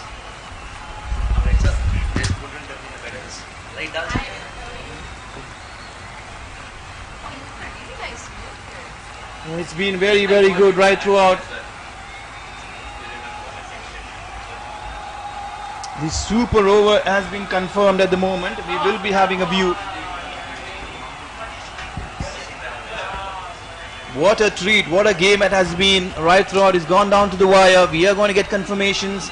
Super over will be in play. We'll have to wait and watch. Does Adnan Idris walk back? He has struck this game, pulled this game right back. The game is not done by any means. It's a perfect T20 icing on the cake.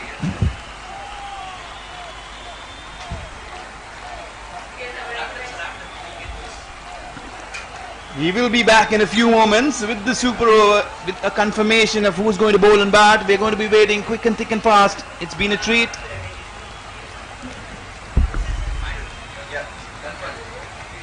I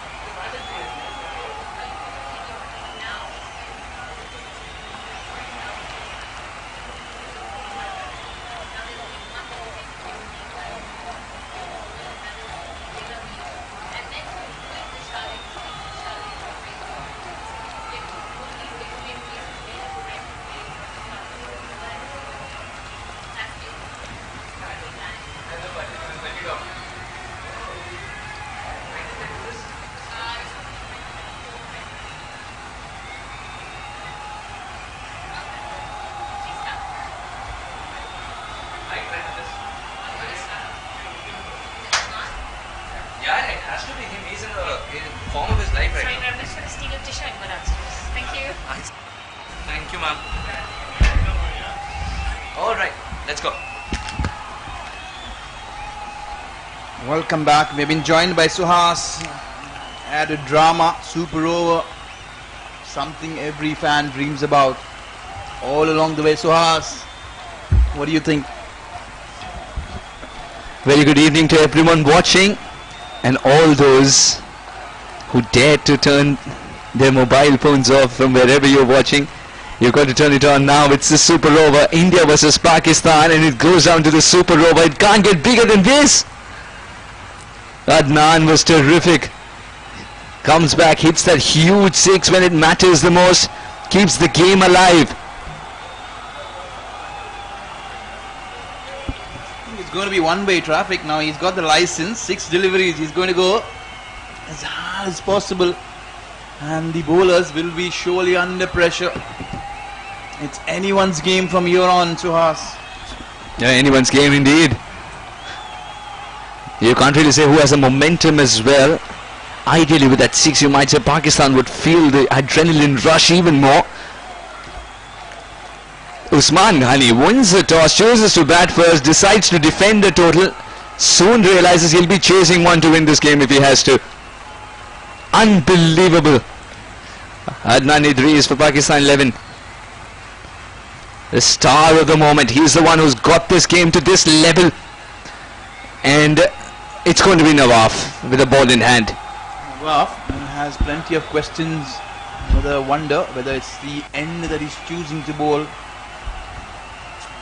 They have really gone back to their experienced bowler, Nawaf. Drama. What drama. It has been very, very dramatic. And there at the other end is going to be Khalid Butt. Jersey number 13. He will be taking strike alongside Adnan. Both these batters will not to pick or run those singles. They'll ensure that they want to clear the ropes as many times as possible.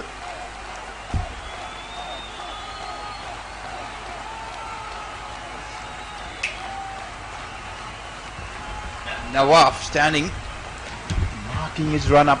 I wonder the thoughts been running through Nawaf's head. He will be wondering. The game at one stage was like a roller coaster. India, Pakistan. Towards the end, it came back to the Indians in spite of their sloppy fielding in between. They have dropped a few chances. They've come back and ensured, but the last ball, the decisive last ball that Adnan cleared with the ease. He was emotional, plenty of emotions running through. Adnan will be taking strike. It's a pretty spread out field, a super over field. All the fielders are on the edge of the circle. Goes hard, swing and a miss there. Good start there from Nawaf. You got to see this more often, that line in length. Nawaf Ahmed. Now Adnan Idris had to go for the big shot. It's just a matter of chance. He'll swing and a miss, but Adnan Idris would believe he can connect this one for sure. Absolutely, Suhas. It's just a matter of connecting one too many. You have to wait and watch. They've already missed one. They have 5 more to connect. Nawaf. Would he mix things up here? Would this be a slower delivery, or would it be in the same area? Adnan Idris gets enough bat on it. It's flying away for 6. First run of the ball for Pakistan in the super over. It's a poor delivery, a rank waist height full toss, slightly lower. They're going to be checking, was it above the waist? It's a loose ball in the context, especially when you're bowling a super over. You're the most experienced bowler. It's a crime. The captain has his hands on his hips, wondering what's going wrong. You hardly have any time to go back and talk to the bowler. You have 4 more deliveries. Nawaf losing the plot. Goes again. That ball in the night sky eventually falls, but yes, it's still in play. 2 more taken. It's important that Adnan Idris retains strike here. Faces the maximum deliveries because he's able to get you the maximum results. The good thing is you're seeing Adnan fit and he's running back, picking those 1s and 2s. Very, very good signs there for Pakistan. Absolutely terrific. Adnan Idris has managed 8 in the first 3. This one was in the air for a long time, in fact. This was the 6. Second delivery. Gets it at a comfortable height. Adnan Idris puts it away. Couldn't have asked for anything more. It was literally a gift from Nawaf. He was looking for a Yorker, but that had gone wrong. Pressure. Absolutely pressure. If you allow Adnan to free his arms, he's going to go hard. Any connection, even if he mistimes the ball, it's still going to go a distance. Where is he going now? Would you target the leg side again? Knocked him over. Nawaf with a change in pace. Adnan Idris has to walk to the pavilion. Khalid Bhatt is asking him, it was supposed to be straight, you knew that. Adnan misses, Nawaf doesn't. It's a side that any fast bowler loves. The stumps really cartwheeling towards the wicket keeper. It's been a mixed bag this over, the ball flying all over the place, and now you see the stumps cartwheeling. You don't see that very often in a T20, Suhas, the stumps cartwheeling. You will if you see Nawaf fired up. Oh, it missed it completely. That's a good angle to be bowling at as well, especially when you know the batter is coming after you. That's 1 wicket down. Remember, you don't get more than 2 wickets. It's this super over. SkyExchange.net presents KCC Six Nation T20 Festival. India 11 versus Pakistan 11. Couldn't have asked for a better finish. And we're still not done. 40 overs of cricket and we couldn't separate these two teams. Now in the super over, 4 deliveries done and dusted with 8 on the board for Pakistan. Usman Ghani won the toss and chose to bat first. Little did he know he'll be chasing if he has to be pronounced a winner here. Kashif Sharif, the captain, has walked in. What a shot there, splendid, all timing, sublime hit, up and over. You do not choose a better place to deposit the ball back over the bowler's head. Excellent shot from Kashif. He had the width as well to free his arms. Poor delivery from Nawaf. It's the length. The batter is always looking for that length. Elevation's not a problem. Retrieving the ball is, because that's got onto one of those cars and is traveling to the other side of the country. What a shot. A clean hit. And there's no way of retrieving it anytime soon. The boxer balls will have to be out, and it is a ball that looks similar has been handed back. Nawaf's not even looking at the piece of leather in his hand. Nawaf, he knows he's got this one wrong. Oh, what a hit that was from Kashif Sharif. The first one from Adnan was something that was in the slot, but this one, of course, requires special mention. He's missed the pot a couple of times and has been deposited out of the fence. Nawaf again trying to force this one into the vacant spaces there. They're running hard. Is it going to be out? No, says the umpire. 2 more valuable runs. 16 on board. Nawaf Ahmed has given away 16 in the super over. Kashif Sharif will be fancying his chances. It has been a splendid effort by Pakistan. They've made a match out of it. Now they'll have to come back and bowl it. Will it going to be Imran Ali? We'll have to wait and watch. It was a wayward throw halfway down the pitch, but in the end he's made it comfortably. The officials for this match, Khalid and Neil, they have been spot on under pressure. What a game it is. 16 on board. Suhas, what do you think? 16 is a very good total for a super over. India requires 17 runs. And who would be the 2 batters to come out and play in that super over according to you? Surely one of them will be Usman Ghani himself. They'll have to wait and watch. Do they go to the second option? It can be Siraj, it can be Diju. You'll have to wait and watch. Siraj, Diju, Shiraz can get that big shot out of the way. Diju can hit the big stroke as well. Meet perhaps for the left hand option, just to look and see which is the shorter part of the ground. If it's the leg side for him, then he'll go for it. It's interesting, but Usman Ghani seems to be one of those batters who has all the shots in the book and some in the supplementary sheets as well. Absolutely, he has an unfinished job in Usman Ghani. He started his match game pretty well, winning the toss, selecting the bat. He went up to the bowlers, gave them a splendid start. Then he was trusting his bowlers to really help them cross the line. What do you think? Who is going to be the bowler, Suhas? That's a very interesting question indeed. I would prefer Imran because Imran has pace and at the same time he has a good slower delivery. Absolutely, you are spot on. They have to wait and watch. Does the captain go with the same option? Imran Ali, he is very, very experienced. Plenty of first-class cricket in Pakistan, in Kuwait. He's represented the Kuwait national team as well. He has loads and bags of experience. And I think it looks like Imran Ali, he is loosening up. Jersey number 8. How comfortable is India sitting with the score in the super over with 16 to go?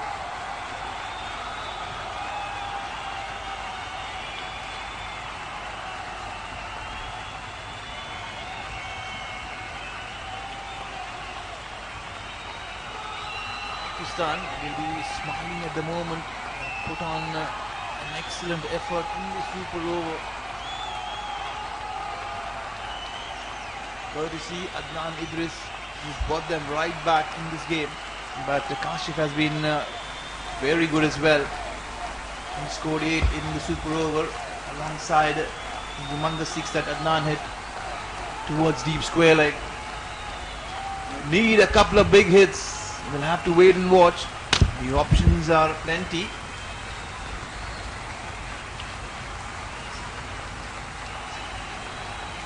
Pakistan team in a hurdle discussing strategies. They'll have to bowl at least 3 or 4 good deliveries to finish things off. It's not about bowling all those 6 balls. Imran Ali will be their best possible option. India needs 17 to win of the super over. They have a task on hand.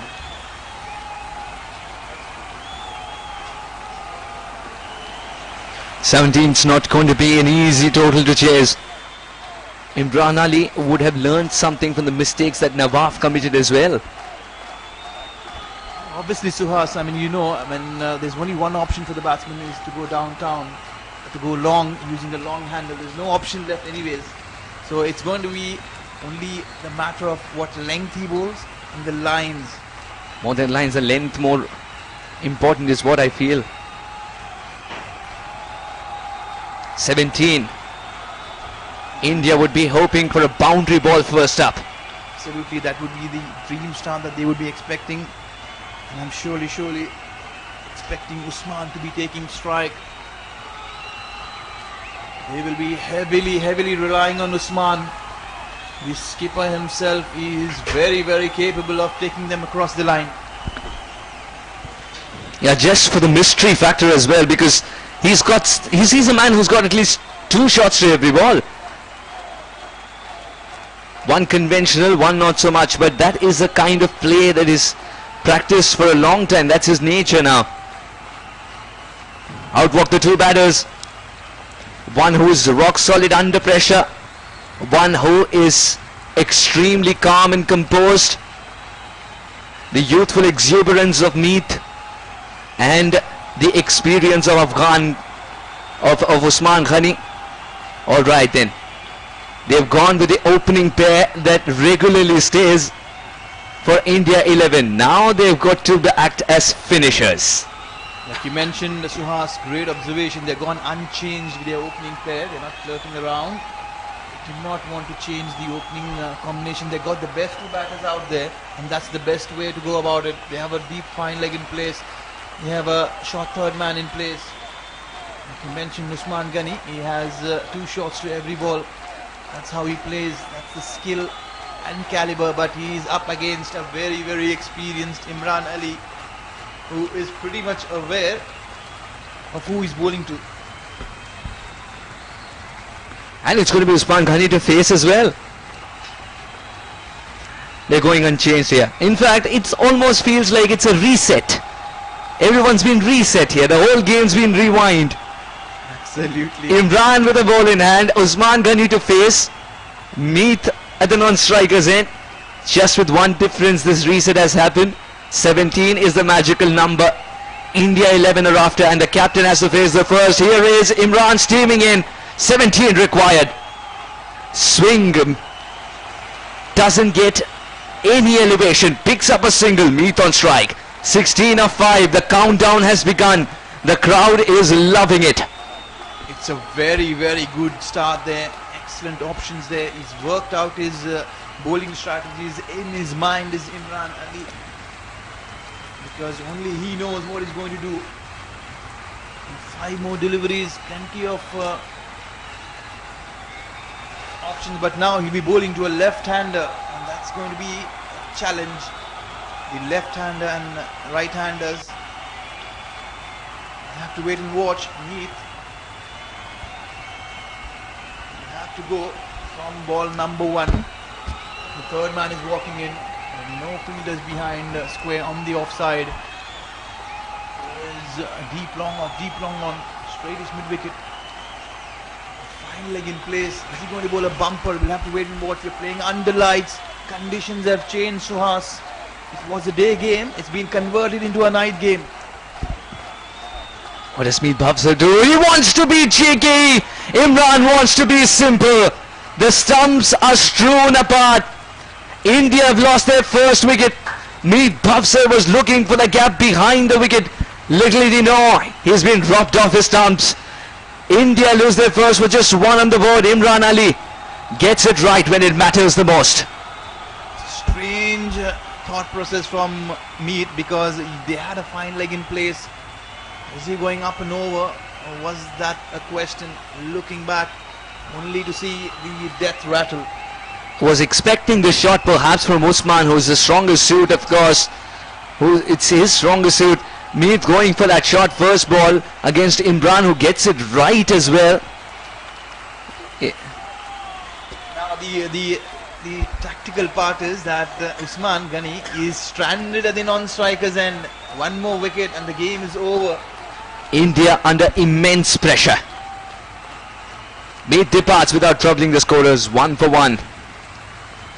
For all those who've just joined in, let me give you a quick recap. KCC Six Nations T20 Festival couldn't have asked for a better game when it comes to India 11 versus Pakistan 11.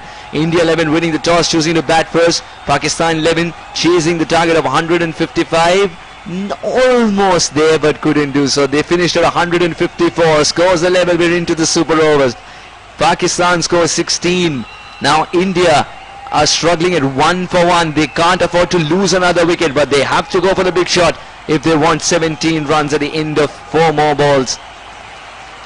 Goes for the big shot. That's in the gap as well.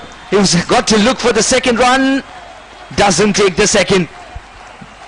Tiju Xavier doesn't take the second. Usman Ahmed will have to be the man to provide the boundary ball. 15 required from 3. This delivery has to have an appointment with the boundary rope. Rightly so, Suhas. It has to go either up and over or across. And the good thing for India is Usman Ghani is back on strike to face the next 3 deliveries. Can he do something extraordinary? He's bowled a fast and furious delivery. Swing and a miss. Pressure, pressure, pressure. Fantastic delivery from Imran Ali. Under pressure, gets it right once again. The Yorker is the most difficult delivery to hit away if it is bowled with such precision and pace. Imran Ali has it in him. He's faced these situations time and again, and under pressure he delivers as a man who's very dry behind his ears. The game is almost done and dusted unless you bowl an illegal delivery. It is, you'll have to wait and watch. You do not want to bowl a wide or a no ball to concede anything extra here. Imran Ali is far too experienced to do so. Swing and a miss. 1 more legal delivery, and it would be Pakistan celebrating their 2 points. Oh, what a game this has turned out to be. It has taken us 42 overs to separate these 2 teams of equal caliber.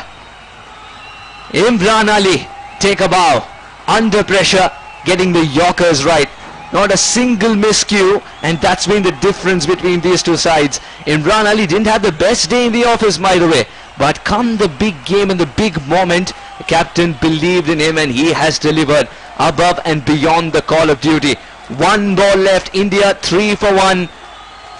That's how much they can get. Even if it is a boundary, they'll land with a single. They only managed for Pakistan pick up the win. They had to fight long, they had to fight hard, and boy they did. Never lost hope, and with Imran's precision towards the end, it was one excellent game of cricket. That's what you sign up for when you watch KCC Six Nation T20 Festival, brought to you by SkyExchange.net. It was incredible bringing this game to you, and we'll meet you shortly with the post-match presentation. India 11 versus Pakistan 11. You couldn't have written a better script.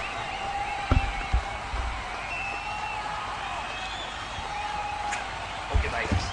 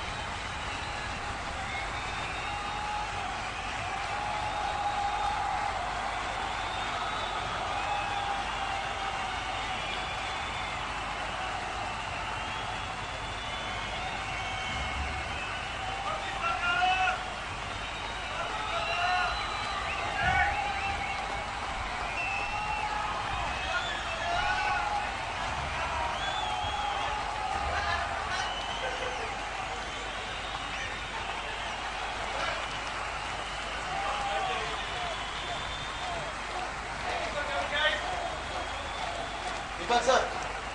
Deepak sir.